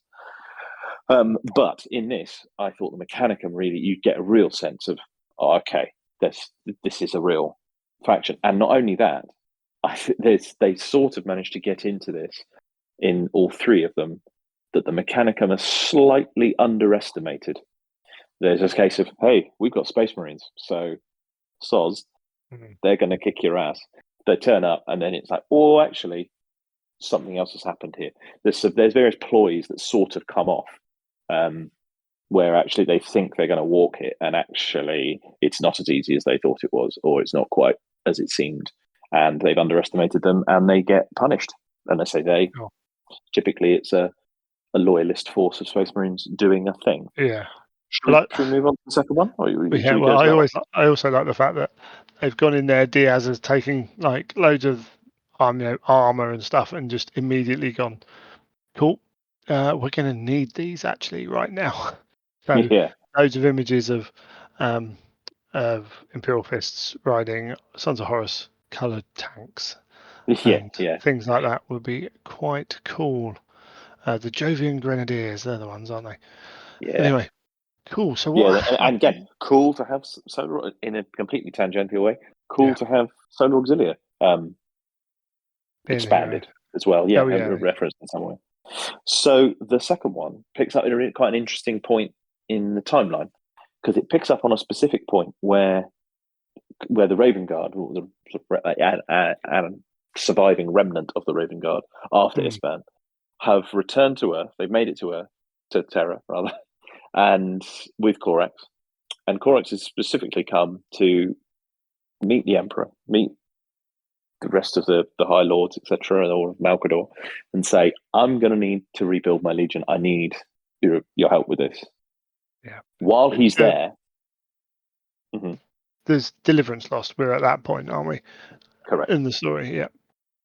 While he's on Terra doing this, it comes to Malcador's agents' attention that their sort of network of informants and the contacts they have on Mars still, the Mars Resistance, say, we found that one of the Magos biologists guys who accompanied the emperor, one of his coterie who accompanied him during the Great Crusade, and had detailed knowledge of some of the biological works of genius that he did, is being held by the Dark Mechanicum, and is being used. His knowledge is being used to develop a weapon that can specifically target and undo the Custodes.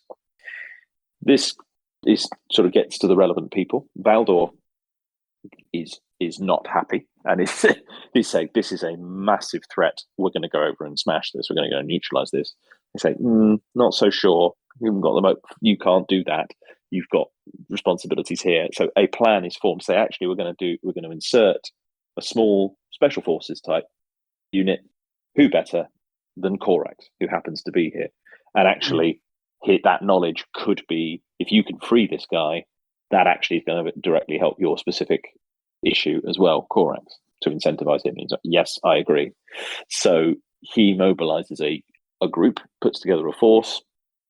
Custodes join him and his Raven Guard, and they do a sort of special forces strike to go in and neutralize this. Do we want to do this as a spoilers thing or not? Yeah, what do you reckon? So, spoilers, stop here, skip on if you don't want to find out how that story unfolds. They get to Mars, and I think it's really cool how they show and get through the blockade and through the. It's a predominantly traitor-held world at that point. There are resistant elements, but getting onto Mars is not easy. They find a way to do that using what is now essentially a ruin of the Ring of Iron, the space station that rings the entirety of Mars. They managed to use that as a way of getting down onto Mars, and sort of because parts of it are falling off. Great, they get to Mars, and there's quite a sequence of how they get through that. And again, it's quite cool because this isn't kind of 10 guys. This is quite a large force where you're gauging, and you do get to see, again, you're contrasting quite a lot these different forces that are fighting alongside each other. One, Mechanicum is very dangerous. Different aspects of Mechanicum, feral servitors and constructs that have gone insane out in the waste, and vast numbers of them that are predatory. Directed forces of the Mechanicum under various Magoses, etc. But also you're contrasting that loyalist force. So you've got the Custodes almost moving through this in a slightly effortless way. The Raven Guard, not so much, because of how dangerous this thing is. And the way they work together, where you've got sort of the Custodes acting as certain linchpins around which much larger groups of Raven Guard operate. How they contrast as well, how the Raven Guard specialties work with those. Either way, they get to this prison complex, assisted by some of the Mechanicum resistance, which is also quite a cool aspect of that. You get to see much more of how Mars is built up, which is cool, about what the landscape is like, what the cities even themselves are like, what the various fiefs are like of these different Mechanicum lords. They get to this prison complex to break the guy out. They get there.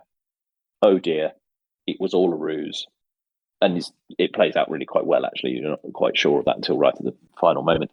Oh dear, this was a trap. The guy's long dead, as are all the other inmates. And one of the major Dark Mechanicum Magos, Lucas Crom, appears through tunneling things and very nearly wipes them all out. It really puts them on the back foot, really threatens them. Korax is really in risk of certainly losing all his guys, potentially him losing Korax as well. Certainly the Custodes are under a great deal, and a lot of them don't make it. They do manage to get out. It's sort of implied of, oh, we've lost contact with them. Oh dear. And then it takes quite a while for them to actually break out using the sort of guerrilla tactics to be able to get off planet and sort of reach the reach the prearranged zone and manage to actually get out with their lives. They lose quite a lot along the way and don't really gain a lot. They do discover, of course, that actually that threat wasn't real. So great, that isn't there. But they lost quite a lot to learn that information. And similarly, even sort of ends on a note of saying, well, now Malcador's agents are left kind of looking like, well, how do we know what's true and what isn't? They've managed to fool us. Now that whole intelligence network is now in question and has been compromised. As a sort of meta thing. Very cool story. very cool sort of aspect of those things. Something I wouldn't have expected. It's not No, something we've been aware of before. Corax operating on Mars. Have but you fits in. have you read any of it, or were you just looking at some of I've the read reviews? I read a bit at the start of it. Hmm. Yeah, it's a cool premise, and you've got him there. It all can fit in, and particularly with the way it ends, it's not something that would be out in public domain because Hmm. you want to cover up that kind of stuff. So Hmm. it fits very well within the kind of why haven't we heard about this? Oh, that's why we haven't heard about this Yeah. because no one comes out of it particularly well, No. and you don't want to say, oh, by the way, we just lost a load of people achieving absolutely nothing. Yeah. So Yeah. yeah, that's fine. The third one Right is at the much end of the later. heresy. It's right towards the point just before Horus is about to appear, and it covers quite an interesting slice of time because it's just before that when tension is particularly high and sort of preparations are made. You're now waiting. You know it's coming. They're aware that all the lights have gone out right up to the gates. They just don't know exactly which direction on this sphere that is the Sol system it's going to come from when the first strikes are going to come. So they're looking at then, and they've put out the outer system has been highly sort of monitored and defended as best you can, a sphere of that unimaginable size. That said, it's the Imperium. They can do stuff. Now, the way they did that, or one of the aspects they did that, is not just sort of the outer planetary defense systems and similar. It's also setting the Mechanicum to work and saying, actually, let's create these enormous sort of planetoid-sized manufactories, automata, that can gobble up asteroids and then use those materials that are on the periphery of the solar system to just churn out monitoring and weapons satellites. So that you end up with this sort of network of monitoring satellites that are all around at the very edges of the solar system. And then all of a sudden, at this point, a part of that network starts to go dark. And it's because of an enormous signal of incredible power emanating from Mars.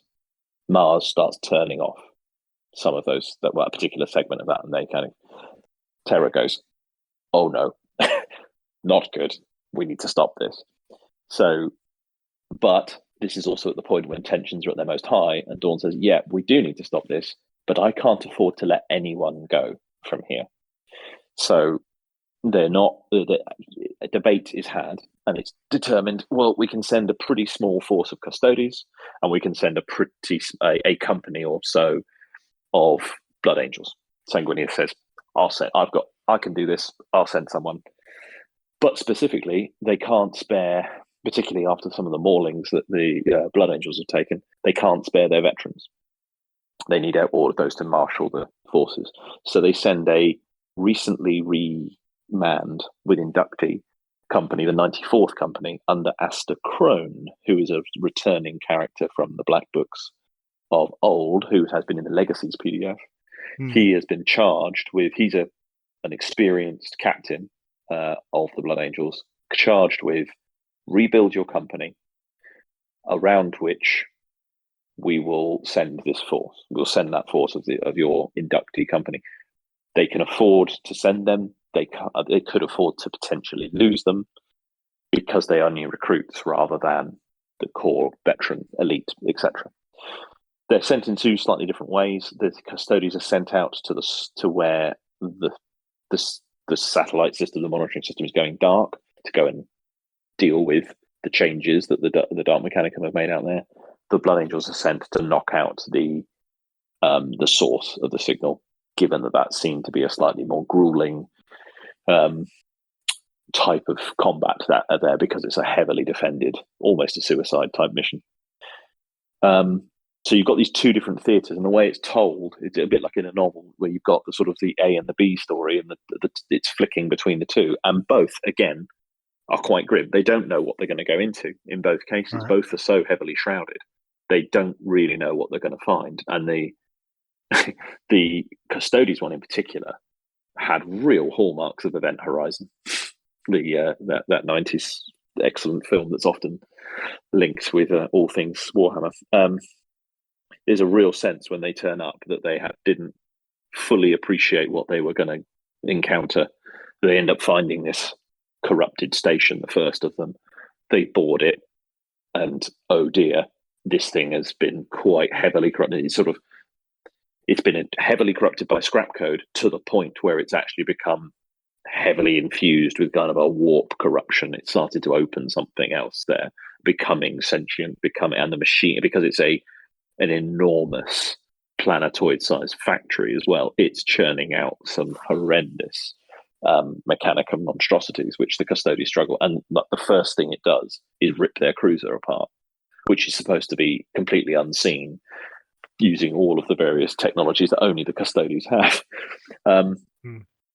That was another point, actually, I missed. There was another really interesting part of that previous lore segment, is where Lucas Crom's agents and forces, and him himself, take a somewhat worrying interest in the Custodians themselves. The Custodians they manage to beat and bring down are quickly dragged off and spirited away to other parts of Mars for study, including their weapons, their armor, their biology, everything. So quite interesting as part of that trap. The trap is sprung, and this has a certain element of that going on as well. Both of the stories, or all three of the stories, focus on different types of those sort of dark mechanicum units. This has a real focus on decimators, whereas the previous story, dealing with Corax, had a real focus on things like blood slaughterers. But they've all got the full range of the different demon engines that become available, and crazy constructs that you see, and sort of sets them in context. The Blood Angels have a pretty rough time on Mars. They are joined by a mechanicum force, which had the quite cool thing of where Dawn had decreed, I will let this force go, but no other souls from Terra can be spared. No other souls from the Imperium can be spared. Kane, the head of what becomes the Adeptus Mod, by that point is the Adeptus Mechanicus, comes to them just as they're about to leave Terra. And he comes to them on the landing pads with a force of cybernetica, and says, well, this is for Mars, and this force has no soul. So I'm not breaking the edict, which I thought was quite funny. So he sends them as well. So it's the Blood Angels and a force of Cybernetica. And the Cybernetica have a pretty rough time on Mars. They land on Mars and realize it's so infused with scrap code and corruption. They start slightly glitching and slightly more aggressive, which kind of counterpoint. Well, not counterpoint. It sits quite well alongside the Blood Angels. They actually end up being quite a good partnering. They do manage to do it in the end, but again, it is an absolutely grueling conflict that costs them badly, and you really see how much of a threat the Mechanicum are. I think these are very good stories, and they're quite long form. They're given the room to breathe. They're not whipping along at like a crazy pace and feeling like they've got to bring to a conclusion and next week another adventure in Mars. It's not that at all. I feel this is true of all the campaign books. They're given the room to breathe, and I think those three little story beats do that rather well. That's cool. I will enjoy finally getting around to reading that, probably when I buy the book, to be fair. Yeah. Because I will. So, yeah, I think, I'll say from what I read, the story seemed good. And you enjoyed that last one. Yeah. And, it's supposed to be as much about the narrative as what's going on. That's why the Birth of the Mechanicum is background on the Mechanicum. Right. So if we include that, 79 pages are the lore. So that's about half the book, which is not bad, Color plates as well. Always love a color plate. Yeah, absolutely. But that's always kind of in the way, like a large section that is the background, and the rules shouldn't affect how we view that background.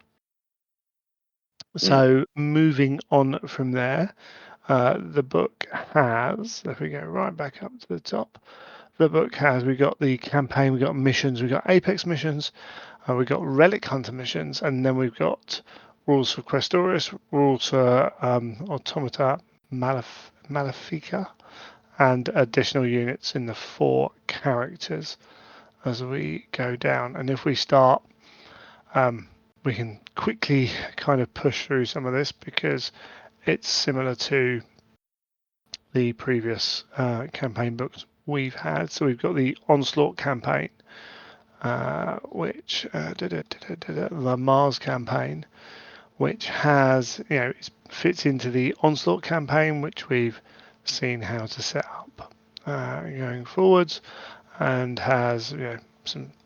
There might be some slight changes in there, but essentially the same with campaign-specific stratagems to use in those games, which include one of the rules that got a lot of people heated. I think it's in this one, isn't it? Is it where you can, you don't need to worry about the rest of your army if you pick a Titan?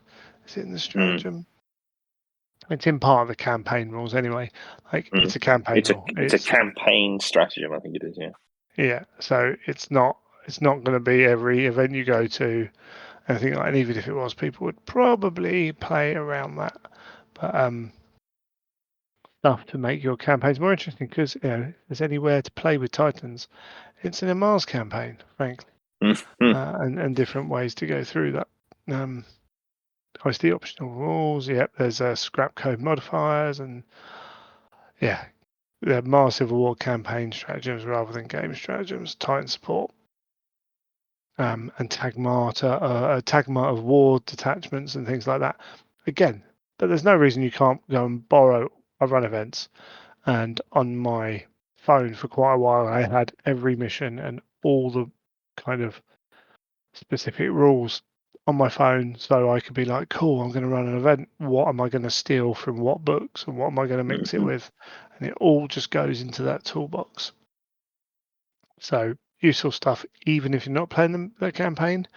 I feel like I need to play one of these campaigns one day. I mean, this is the thing. I tend to look at these and just look rather enviously. I'm thinking, I have neither the time nor nor the immediate group, more specifically, the time to be able to dedicate to do this sort of regularly to do it. And I think actually, if you had a really dedicated group, these things are just so rich for stuff like even that. if you've got a single opponent you play, you could do one game a month. You could set it over you could be like, oh yeah, once a month we're going to do this around whatever other gaming we do. And and why not just keep a track of those games? Yeah. They can still work like that. Tell a story with them. Yeah. I mean, obviously, you want to do a big campaign, let those people involved. For a lot of people, that's not possible. So, you do what you got to do. And we've got the core missions, which haven't changed. So they're all repeated in there. You've got the Apex missions for the campaign. So these are different for each mission. And they're specific events or parts of the story that's gone through. So Death of Innocence being the first one, which is Camber Diaz trying to basically get the final push from the Mechanicum, trying to get the stuff off planet.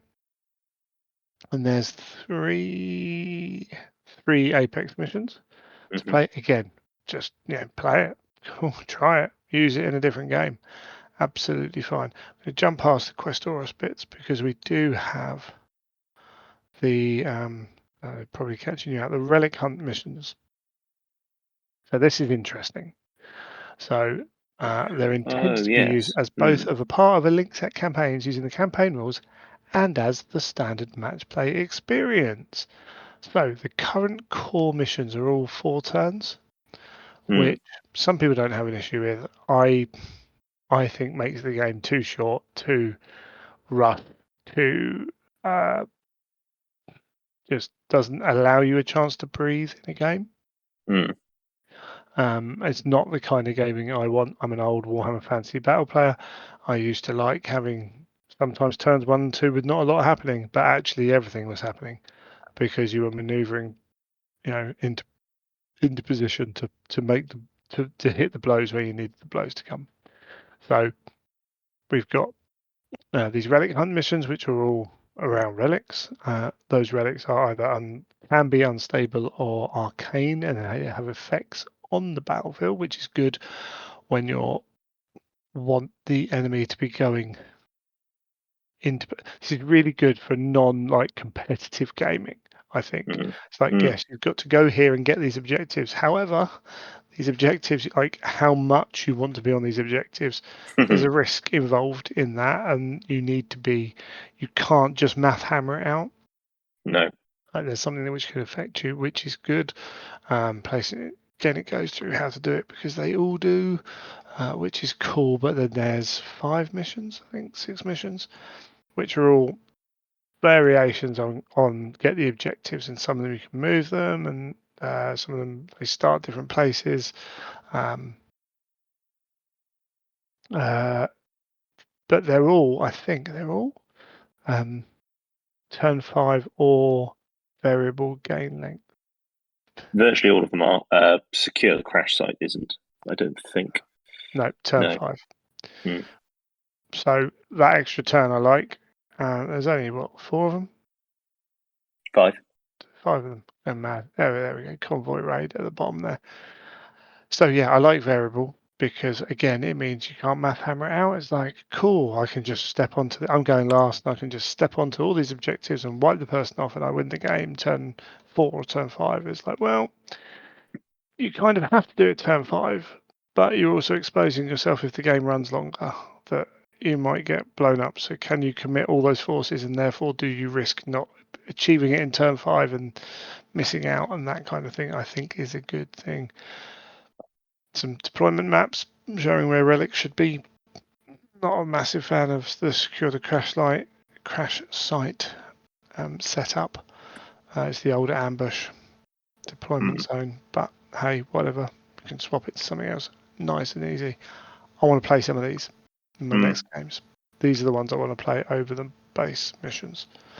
Not going to give any feedback on them. They look cool, but I really like the fact we got 5 new missions there. Core missions, essentially.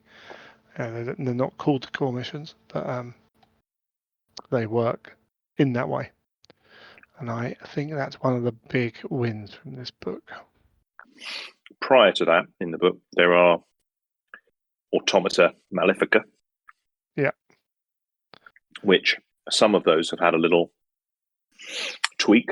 I mean, as you say, others have covered this perhaps in more detail than we will. But suffice to say, some of those are quite intimidating. I mean, I'm acutely now aware of the effects of a Khitan after one appeared early on in that event we played recently. What did it do? Well, fair. Nothing. We did have a particularly effective counter to it. But as you say, that yes, it did. But it was quite a fearsome opponent there, and it's been made arguably rather even scarier. His weapons have had a little tweak up and otherwise. So I think these things have a certain, particularly the big ones. The Khitan is a pretty intense knight variant, effectively. The Greater Brass Scorpion, very imposing model. I think they've got that real centerpiece feel to them at their 400 points, or 400 plus points that they both are. The other things similarly quite intimidating. I think clearly they're not overpowered though. There's ways to deal with them. The Bloodslaughter and the Decimator. Decimator being a sort of dreadnought equivalent thing. Bloodslaughter perhaps closer to an armiger kind of thing, but again trying to be a sort of dreadnought equivalent. Yeah. So in terms of their rules, they haven't changed, have they? Don't think the Bloodslaughter and the Decimator have. But I think the Khitan and the Greater Brass Scorpion have had a little tweak here and there. What those specific things are, I couldn't tell you right now, but there's a couple of things. A little look myself. I think the rules around them might have changed. Like, because I'm looking down. Yeah. I can't see any changes to the actual data sheet in itself. Might be the weapons then. It might be weapons. It might be the. And as you say, might be some of the special rules. Yeah. I'm not that familiar with like last edition yet. Knew what all the stuff did for Mechanicum, but now less so, shall we say? because you've got. That's just that because you've got the rules now for the extra Malefica, haven't you? Oh, typical. My computer's decided to go funny. uh, where are we? Well, prior to that section, with the demon engines in, or sort of as a part of that section, the Automata Malefica, there is the ability for your warlord to be slightly more tailored. When you've chosen Traitor Mechanicum, you can now there's a greater selection of warlord traits here that you can choose from that it aligns your warlord in theory with particular Forge worlds or forces, and particular Forge worlds that pledged for Horus, or generally for the ruinous powers. There's Cyclothrave, I think that's how it is. Zana 2, Red Laxi, and Sarum. So some pretty known ones that have appeared in other publications as traitor Forge worlds. The Sarum particularly is an entertaining one where you can take blood slaughterers as troops. Yeah, fairly bonkers army that would be. Yeah, I feel like it's something that GW have got slightly better at. That kind of aspect of allowing you to do the crazy thing. Age of Sigmar allows you, to build the all dragon list and stuff, and it's not necessarily the way to win games per se. Like it has its good and bad matchups, but it's fun at the end of the day. Yeah, the Techno Heresies is what I was going to look at, but we should probably do the Questor stuff first, yes, because that appears again, and that's one of these things that appeared as an exemplary battle type content that has appeared here. Yeah, and so I don't know that much has changed here.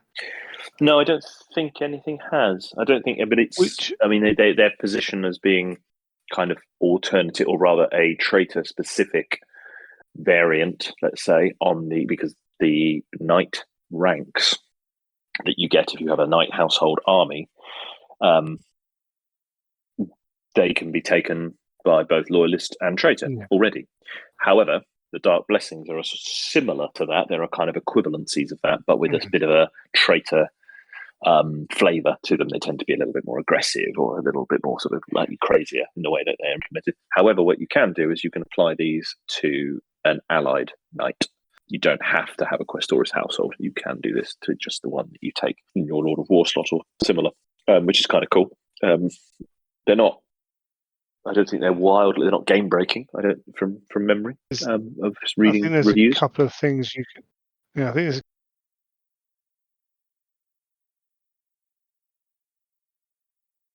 a couple of things in terms of like how many attacks you get at what level you can do them at. So things like the Atropos is good as a traitor because you can give it the flail, which just makes it that more deal before it blows up and then does the real damage. But yeah, it's giving the traitor side away with. I'm just trying to find out, trying to remember exactly what's changed. I don't think anything has. Cool. They're more thematic. So there was the warlord. Yes. So there's that. There's the warlord traits. There's the warlord traits that you can take. Then there's the corrupted engines additional rules and the etheric dominion special rule. And that sort of gets you take these corrupted engines, and then it's the relic hunt missions, which you touched on. There we got the Techno Heresies. So there we go. Right. Yeah, this is what I was trying to get to. Again, not necessarily the order of putting these things in. Like the relic hunt seems to be in a strange place in this book. Does seem to be weird. I would have thought that would have made more sense with the rest of the missions. Yeah. Yeah, whether they wanted to break it up, maybe they could have put it at the end. I don't know. But then put the missions together so you know where all the missions are is not a bad idea. But hey, it is what it is. It's that's where I got confused because I'm like, oh, I'm on the missions. I must have missed it, or I haven't got there yet, kind of thing. And now I'm trying to get back onto the right page. It's all part of the fun of having PDFs. But you've got these techno. So, a model with the traitor allegiance and the orders of high techno arcana basically instead can get these. Can swap to one of these ones rather than ones in the Liber Mechanicum. Sorry, tired and convoluted stuff. Yeah, I mean that's It's all kind good. of what this is about, isn't it? It's still, whenever Yeah, you look at the Mechanicum stuff, particularly the deeper stuff, it was kind of thematic that it is quite a heavy the body of knowledge that you have to kind of get into. I found with the Mechanicum, these techno arcana particularly are well named. They do seem quite formidable, and then now you've got these, which you could take as an alternative to those. They're pretty powerful. The various things that they can do or that sort of unlock, and it's very cool how they're themed around these different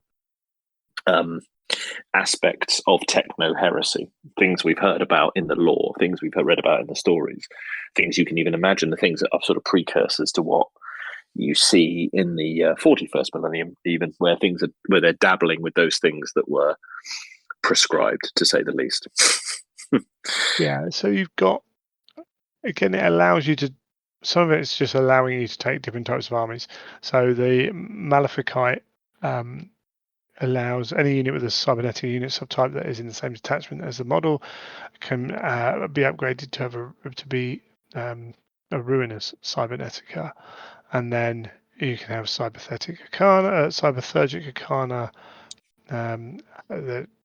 the Malefica one, and then you can also basically make a roll for cybernetic unit subtype that has at least one model. You can make a roll for it to basically try and become ruinous cybernetica, and essentially ruinous cyberneticas are not, you're not stuck with your programmed behavior rules. You can act as you want. You do have to charge stuff. So yeah, if you want to go full on big robots, then you can do this and have them run off, and you don't have to necessarily babysit them. So you need fewer HQs. You don't have to worry about what they are. They can run off and do what you need to do, which then allows you to pick an army of bloodslaughterers or what have you, and build up from that. Finally got there in the end. Necrotech allows you to give cybernetic units it will not die 5+. That's not bad. And +1 wound on the model that has it, and a haywire cyberphagic weapon as well. Cool.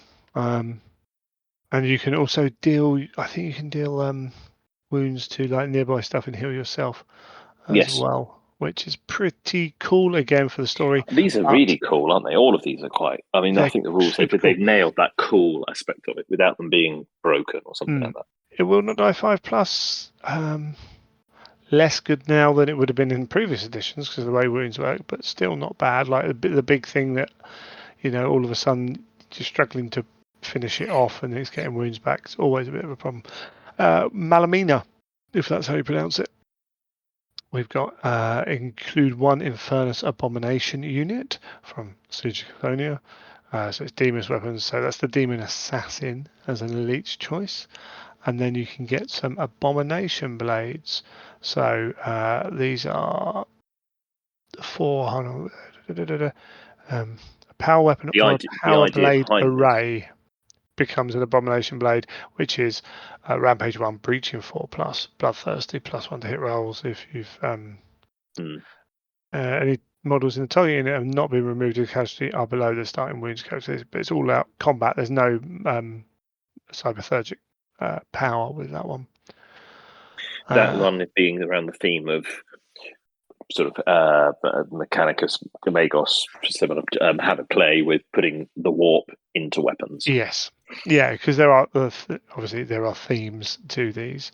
Yeah, As we go through, and what we got Aetheric, which is include one decimator unit in the same detachment, and it gains you can gain Anima, Malefic, Cyberthetic Arcana, obviously.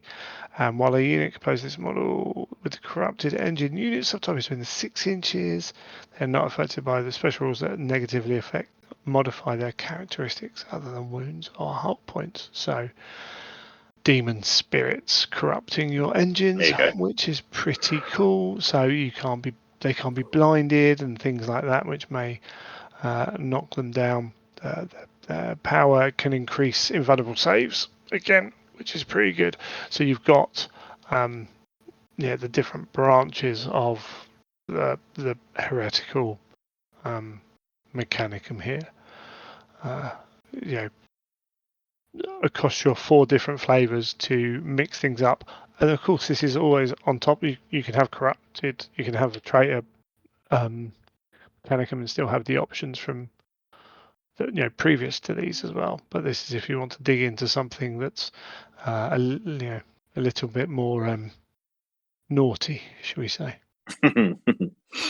Which is cool. I like them again. That I I do, don't know. yeah. I'll be honest. I don't know the power level with those. At the end of the day, a lot of Mechanicum aren't necessarily dealing in the bigger stuff. It's Myrmidons and things like that. But Mm. there are a few around. The Kaitans are, we see that one. But some of the other some of your middling big toys are not necessarily seen as much, but if you want to tell a story, you've got a lot of options there now, which is cool. Exactly that, and this might encourage that greater variety, which I think is quite nice. I mean, it's a scene. Yeah, I mean, they're highly thematic. I mean, you I'm would kind of hope here for so it. by nature of the game we play as well. Mm, mm, But this is very much your sort of your rights of war really being mm. pushed that little bit further into the wider stuff, which is cool. I say, forgive I don't me. think I would. I don't think Carry I would want to comment on the power levels of these until no, I'd played a few games with them. Either I think it would be I'd be speculating on them too heavily. They don't appear broken in one way, and they don't appear needlessly complicated or pointless. So I'd say that's heading a pretty good spot, no. and are Yeah, kind of inciting to try. some of them feel like they could be quite tricky to use if you are playing in a more competitive environment, Mm, because you are giving up the other rules, and then the way you build your army to build into these might affect what you're doing for who knows kind of what level of benefits you're getting from that. But mm. there we go. Finally, we have some additional units. So we have a Krios squadron because they have a new gun. So we'll do that one first because it's slightly less glamorous than the other ones. So I think everything's the same except for this irradiation blaster, Correct. which is a rad weapon and has 2 modes of firing. So you've got dispersed, which is a Hellstorm template, strength 2, AP5, heavy 1, fleshbane, rad phage. Cool. Yeah. It's focused. It's 16 inches, strength 7, AP3, heavy 1, fleshbane, rad phage, radiation beam. So draw an imaginary 1mm line from the gun barrel up to 16 inches. All models friendly and enemy caught in the beam suffer a hit with the listed profile of the weapon. Units with any models in the beam receive a number of hits equal to the number of models caught in the path of the beam. Simple terrain can be terrain building model. The vehicle type with 6 or more starting wounds is in the beam area. The attack is blocked, and its line of effect will go no further. And that takes D3 hits. So big stuff and vehicles and buildings can stop a beam. And if the model with a vehicle unit type and the transport subtype suffers a penetrating hit from a weapon with a special rule, each unit embarked suffers D6 strength 2 AP dash hits with a flashbang special rule in addition to any other effects. It's not the greatest weapon, but 8 strength 7 AP3. I mean, the good thing about Krios is they are quick and movement 16. So if someone ends up in the long line, you can go up down the side of the unit and hit them with however many models. 16 models in that unit. Cool. 16 strength 7 AP3 Fleshbane Radphage hits. Cool. How often beam will be that useful? The hitting a vehicle, you've got to get a penetrating hit to start with. You're only doing one hit, and then you're only doing D6 strength 2 hits, Fleshbane, but there's no AP on them on the unit embarked. But I mean, it's cool. It's a rab weapon. They're all right. Yeah, it's fine. It seems fairly obvious, but as wild speculation goes, one would assume, a bit like with the Predator, when that transitioned from being a resin and plastic kit to being a all plastic kit with all the options available. This is currently a resin vehicle available, and presumably will be as part of their general move, following the principles they've done with both the Marines and the Solar. They will try and move that to plastic, and that presumably is an extra weapon that they have been able to get into that design. Yeah. Yeah, and with the talk about making more stuff go plastic from their preview-ish show, can go with that as well. I can't remember what Radphage exactly does. Toughness value is reduced by 1 in multiple wound models. It's okay. Yeah. Again, it's not like the old days where you'd wound every model in the unit sometimes, and then therefore they'd all suffer. It's an extra 40 points for the Irradiator over the Krios, 15 points more than the Venator. But it allows you to hit infantry units. I'm not sure that's necessarily as major a problem. But anyway, it's there. So characters. Aster Crone, captain of the 94th Company, the Shroudmaker. Has he changed at all? Yes, he has. He has. Because he is less of at the time, he was more a sort of Moritat kind of character. He isn't now. He's more of a straight up captain. I mean, I might be making a bit too much of a generalization there, but the type of Centurion he was. But he is a Centurion-ish type of character. Well, I'll say that actually. Weapon skill, ballistic skill 5, wounds 3, attacks 3, initiative 5. Okay, cool. He's quite expensive for what he does, certainly compared to some others. He's also got as is entirely thematic to the story that he has. He is inductee themed. Oh, yes. He makes inductee better, and that's unfortunately, right. Blood Angels inductee are not one of the better ones. They're what particular. Is their role? Oh, I knew you were going to ask that. I think they cause fear. They cause fear if they kill a thing in close combat. Right. Okay. Terrible. Yeah. I think that's it, and it's not great at all. He makes them slightly better because by having him, his warlord trait means that they can sweeping advance, which they can't normally. I think.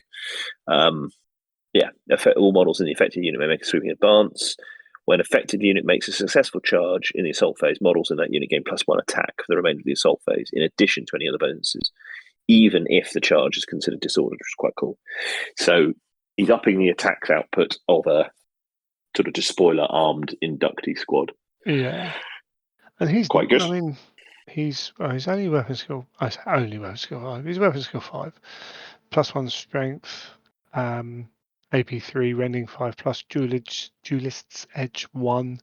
Axe is not a bad weapon. No, nothing amazing, but not a bad weapon. You've got probably one of his biggest things for things like that involve scoring points for killing stuff. When he uses his last wound or is otherwise removed as a casualty on a 4-up, he's placed in reserves with a single wound remaining instead. And he can enter, if he enters reserves on or after game turn 4, he may enter play automatically at the start of the controlling player's following turn. Which might be able to keep him alive but 155 points. You quite can high. probably build again. It fits if you want. If you like your inductee a lot, then you can go in there.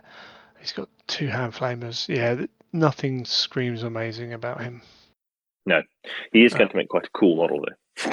Yeah. He's Oh, had a fairly iconic sketch by the artist Rachel, who did these fantastic pencil or digital pencil type sketches. And this, he's got a mask sort of inspired by the mask of Tycho of old or new, depending on your point of view. Very ornate, very cool. Twin hand flamers, cool axe. It's going to look quite cool, I'd imagine, as a model. Awesome. KD's next. Moritat Prime, 165 points. Raven Guard get a character. Raven Guard, indeed. All the Raven Guard players can now shut up. Maybe not. Soz Iron Warriors, yeah. Yeah. All the normal stuff you expect from a Moritat Prime of the Raven Guard, really. Shroud Bombs. He's only got a refract field, but he has Rampage 3, Shrouded 4 up. Stubborn. Rampage 3, that's pretty cool. Yeah. Some other rules on here. So he's ill-omened.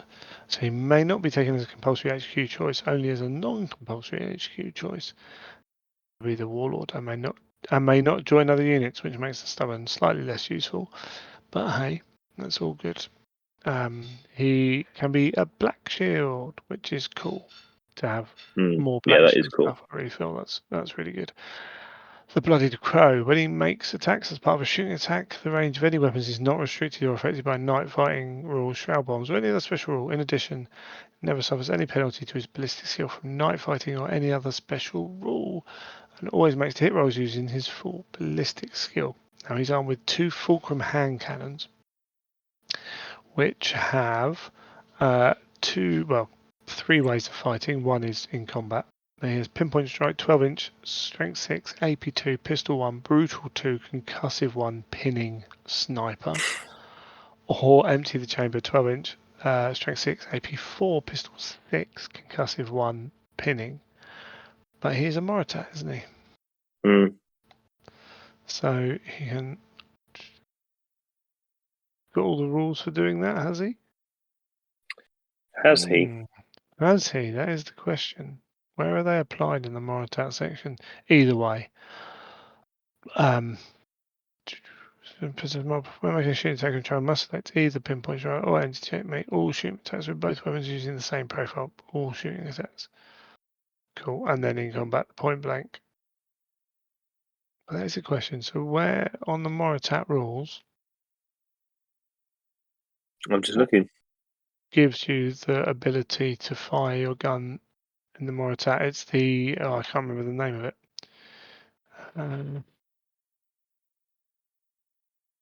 I don't think he's got it. No, I don't think he has either. I think even though he's listed as a Moritat Prime. So what is the rule that allows you to do that? Have you got the book on you? I don't know. I don't know. It's all good. Look at us, well prepared. I had every other book down. You might hear me getting up. Oh, actually, that's rubbish. Yes, I do. I can reach for it easily. Talk amongst yourselves. Philo, Greg. Exactly what I'm doing. I'm trying to find the Moritat rule. Let's see if I can get there. Moritat chain fire rule. Hey, there we go. And Moritat gains the scout counter by ability and chain of fire special rules. So he might be a Moritat Prime, but it doesn't say anywhere that he's a Moritat. Now you could argue, perhaps.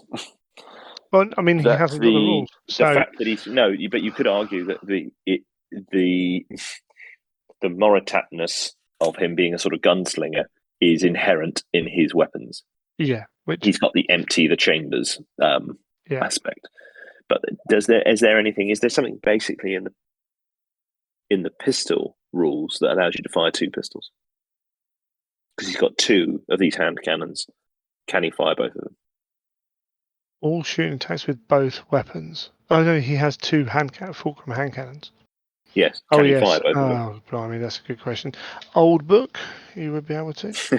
Yeah. For sure, there would be gunslinger would be a rule. Um, I don't know. I'll be honest with you. I'm not sure I want to look it up. It's as He thrilling as doesn't have rag as an grenades option either, that does is. he? Nope. Oh, like for being He's a got a shroud Monocat bomb Prime, though. Hmm. yeah, but he doesn't have rag grenades and No. stuff. So and there might be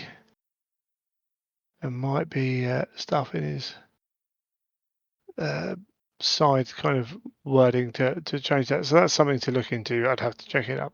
But at the end of the day, pinpoint strike, range 12, short range. But strength 6, AP2, brutal 2, pinning sniper is not bad. Like Mm. it doesn't Mm. take much for you to go and kill you know, a smaller character with that. That's quite cool. He also has Relentless Stalker. When deploying him on the battlefield, you may place him in any position on the battlefield as long as he's within area terrain or at least 9 inches from an enemy model. If he's not within area terrain, regardless of the line of sight of the enemy models, as long as he is within area terrain or at least 9 inches from an enemy model, if it is not within area terrain, regardless of the line of sight models. Do you reckon that's supposed to be within area terrain out of line of sight? Doesn't really. Oh, could be. Mm. Yeah, I think that might need clearing up as well, because otherwise Mm. it doesn't make sense for the net. As an aside, because I'm You know, that kind of fun, I did look up the rule, and the pistol rule allows you to fire. The pistol rule has, as part of it, gunslinger. You it can does. fire. Cool. You Wonderful. model with armed with 2 pistols may fire both, so he can fire Didn't 12 want shots. didn't want to commit that, or he can Hmm. fire, say 2 Yeah, shots with the brutal 2 concussive sniper. yeah. But the 12 shots at AP4. Yeah, cool. I like him. He's 165 points. I think he's He super cool. Yeah, can't like join a him. unit. Yes, he's shrouded 4+. Yes, he's got Rampage 3, but what weapons he got? He's shrouded 4+ with Just his shroud guns, bombs. isn't it? Yeah, yeah. Yeah. But I mean, shroud bombs is what, 6 inches? It's, Fair enough. like you've got to know how to use him. Yeah. He's rending 5+, precision strikes 4+. Problem is, he's got, how many attacks has he got? 3. 3. They'll count as 2 hand weapons then. Yeah. So he'll have 4 attacks, 5 on the charge. But if he gets charged, he's only got 4 attacks. His weapon skill 5 is useful. He's only got a 5 up save and a 3 up armor save. He's like, even Mm. against a unit, like he could go down. You don't have to be Yes. a. He's got Rampage 3 actually, so he can have 6 attacks. You can Oh, send that's him true. into you can send him into a small unit, and he might be all right. But any half decent unit, even a tactical unit with the right equipment for lots of attacks, has potential to bring this guy down. So you've got to Mm. know how to use him. But 165 points, it's cool. I Yeah. Out by himself is probably the biggest issue with him. But I can see him being really useful in certain places. He's cool. He's a cool character. Sort of would have. Sort of would have thought of him having a jump pack. Could have made him Feels quite like it, interesting. doesn't it? Yeah, but He's he movement doesn't. 8. He's a little bit quicker. Movement 8. Yeah, Um, movement 8 and initiative 5. So his movement his reactions runs could be quite sneaky. 13. Yeah, Yeah, he's a slippery. light character as well. So Mm. yeah, my problem is if you don't put him down in the right place, like he's stuffed. Yeah, yeah, Or if the enemy, completely. yeah, if the Yeah, enemy counter decides moves, to do something else. Yeah, yeah. yeah, which sometimes is enough. Sometimes having that bloke sat on the side going, not actually going to move him to shoot yet, but that means my opponent can't reveal. Like this is, I mean, he could go. You could put him to try and go around and get heavy weapons teams, things like that, Mm. potentially. Obviously, you've got to be aware of Overwatch and things like that, but something you could try for sure. Cool. Right, Camber Diaz. This one has been causing some chatter. Mm. Weapon Mm. skill He 6. has. So 120 points, this guy. Weapon skill 6. Yeah, 3 wounds, 5 initiative, 3 wounds, usual stuff, 2 up save. Cool. Iron Halo, Artificial Armor. Yeah. Master of the Legion. Perfect. Relentless. Then he's got Defiant to the end, Line Unbroken, and Durenda. So if he's the Warlord, he's automatically has Line Unbroken. If he's within 3 inches of an objective marker that he controls, the controller player can declare that this Warlord will activate the Line Unbroken till the end of the battle. While this Warlord is within 3 inches of that objective marker, they have the Fearless and Counterattack 1 special rules. No backward step. So, Yeah, and an action in the assault phase. That's a cool rule. it is. So you can imagine this guy with some breaches just chonk onto an objective. You have to kill every single one of them to get them off. It's not bad. Then he Yeah, I like that. has, I think that's cool. I think he's a cool rule. yeah, He's so cheap. he's cheap. So 1 wound remaining. If he's got 1 wound remaining, gains Feel No Pain 4+ special rule. I think these Feel No Pains on are much cheaper rules than sometimes are given credit for. The kind of stuff that is going to kill Cambodiaz is probably Strength 8. The nature of Thunderhammers and things like that. But, it's cool. It's got a rule. And then he's got his Durenda, so it counts as a power weapon. It is +1 strength, AP3 melee, rending 5+, two-handed. So I've seen a lot of people saying, well, this guy's broken. He is Praetor level, 120 points, filth, with a really cool special rule. I think the special rule is really cool. I think it's potentially quite powerful as well. But his weapon is AP3, and he's +1 strength. He's not getting extra attacks. He's got 3 attacks. Yes, his weapon skill 6, but that's just going to be more than most people anyway. So he's strength 5 with 3 attacks and AP3. He's, 3 attacks, hitting on 3s is 2 attacks. You might not get a rending. You might get 2 wounds through. You're not rolling You enough might not even get 1 dice. wound. You're not rolling enough dice. A single champion with a Power Fist or a Thunderhammer hasn't got a bad chance of taking this guy out. And that is why I don't think 120. I think 120 points is a good price. Don't get me wrong. I'm not sitting here wailing and gnashing my teeth at the cost of him, because he can be handled quite not easily. But there are going to be times where it's like, oh, I didn't do my thing. Oops, Cambodiaz is dead. Yeah, he's got a 4 up. Great, cool. But then any character of this level is going to pretty much have a 4 up if you build them. He does play into the style. I mean, they make the Yeah, point there in all those special rules that he is utterly defensive. Spot on. Yeah, it's cool. He It's absolutely so cool. is. Yeah, he's not rushing out and attacking like a Sigismund or other legions might. Yeah, I mean, you could have this. Any objective mission, like 120 points to make them have to come and kill every single one of your 20-man unit you put on an objective. That's a good price.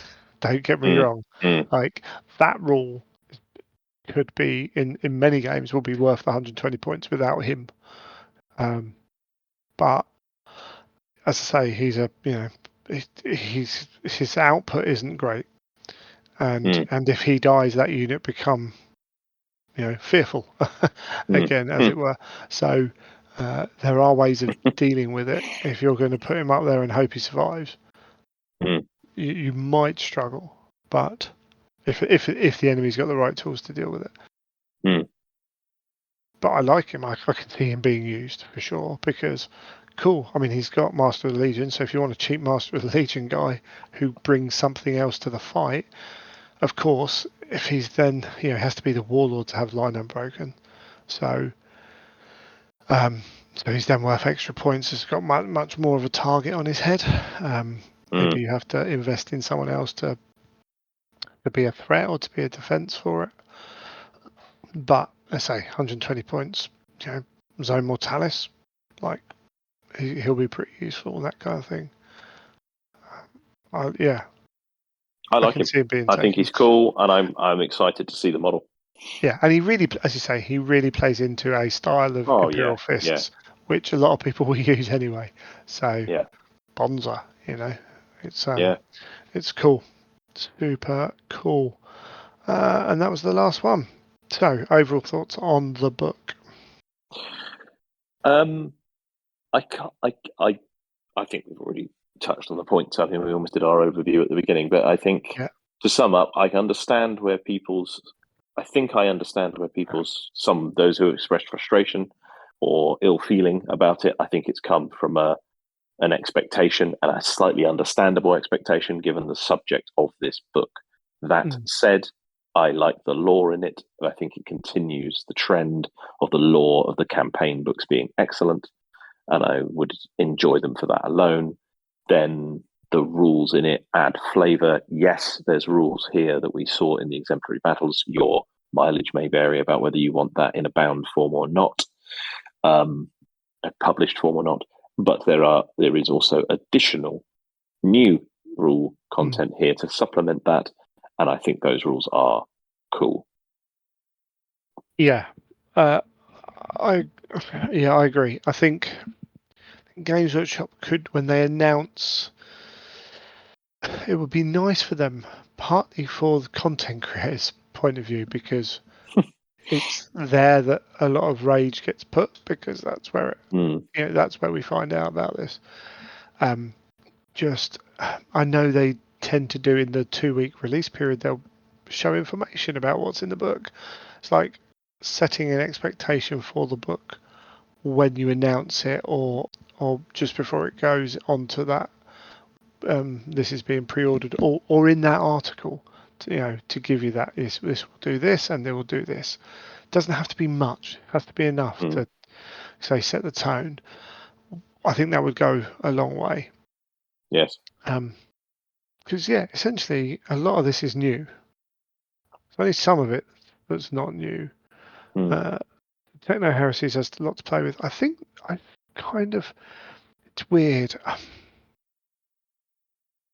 Heresy as a narrative, as a narrative setting, as a narrative sales thing, as these campaign books go, you're not going to get something for everyone, and you are going to get maybe that book is not going to everything's not going to be towards one army. It's going to be towards two or three armies. So it's not mm, like buying a codex, but it's also not like buying a big book that covers everything. And I do think there are some people out there who want one or the other, and it's like, well, it can never be those and never will be those because mm, of the nature of what it is. Yeah, there will be times where you'll get, here's 5 generic units, cool, everyone's away. But then the Solar Auxilia player might go, actually, they're all Space Marine units. You know what I mean? mm, mm, So I think that's just an issue that I think some people are in a weird place with. But that's how all the black books were, really. Yeah, we got expansions to Space Marine units as we went, but the focus was always on one, two, three armies. Um, and usually Space Marine ones. I'm buying it at the end of the day. Again, this is another one of those. Okay, do you like it? Yeah, I like more stuff than some people do. Fair enough. mm, Background's good. The the rules are generally good uh, in terms of how we see heresy. So again, I'm not looking at it as a competitive environment book. I'm looking at it as, does this add options to armies? Yes, it does. Cool. mm, Might I go and buy loads of blood slaughterer models? Probably not. Um, I can imagine there's people out there sitting on 3D printers getting ready to go with. Because I mean, one thing you can do, particularly with that aspect of this, I know a handful of people I know who will just go hog wild on creating their own. They'll just dive into a bits box. Pete the Wargamer, like if he did armies, I'd love to see him do an army of this because it would be mm, mad.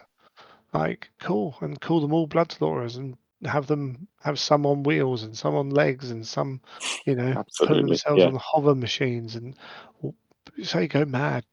A real kind of project. I like the book. I'm going to finish reading it because I haven't finished reading it. When I buy it, I will look at those relic hunt missions and I will probably play them more than I play the core missions. And I will certainly look at all of it for if I do an event in the future. So Yeah. I think, and I hope when the book's in hand that the grumbling people do see actually there's value in the book outside of those bits they have issues with. And as I say, I'm sure there are the odd person who's going to get really jumpy about very small aspects of it. But yeah, fair enough. Mm. Is what it is.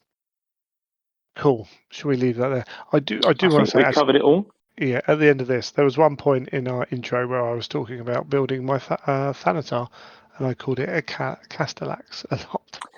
And I've been I looking did. at pictures. I heard you say that once, and I thought there's no point in No, pulling that out.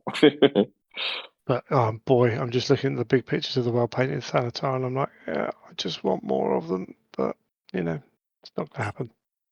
So too much projects to work on anyway. Let's leave that there. Let's wrap up the show, and we'll be back next month. And you and I got to talk about a few things about what we want to do.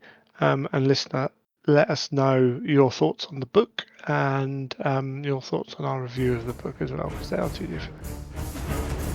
Awesome. Lovely. Speak to you soon, though.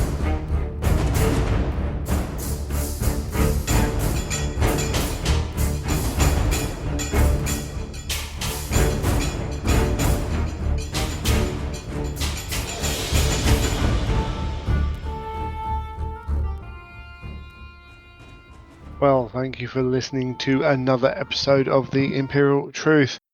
As usual, if you have any feedback for us, please send it in, Greg at theimperialtruth.com. You can get us on Twitter, imperial_truth. You can get at Child of Fang on Instagram. All the links in the show notes, links for Element Games, links for the merch, Warhammer merch.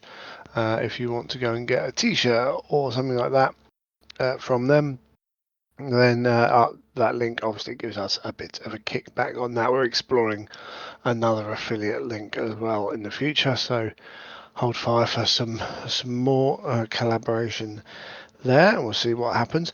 If you feel that this show is worth more than just a listen and a share, which is amazing, if you share our podcast, that's phenomenal. If you really want to, we have a Patreon, and again, the link's in the show notes, or you can find it through various search methods, I'm sure. And that is purely a tip jar for us. We don't keep any content behind the paywall at all. So thank you for anyone who chooses to do any of that at all. I'm at an event next weekend. It'd be interesting to see what I can take there for sure. But working on that this period over the start of the month's been quite hectic. That's why this episode hasn't come out till a little bit later in the month. But I'm sure you're used to that by now. So yeah, it is what it is.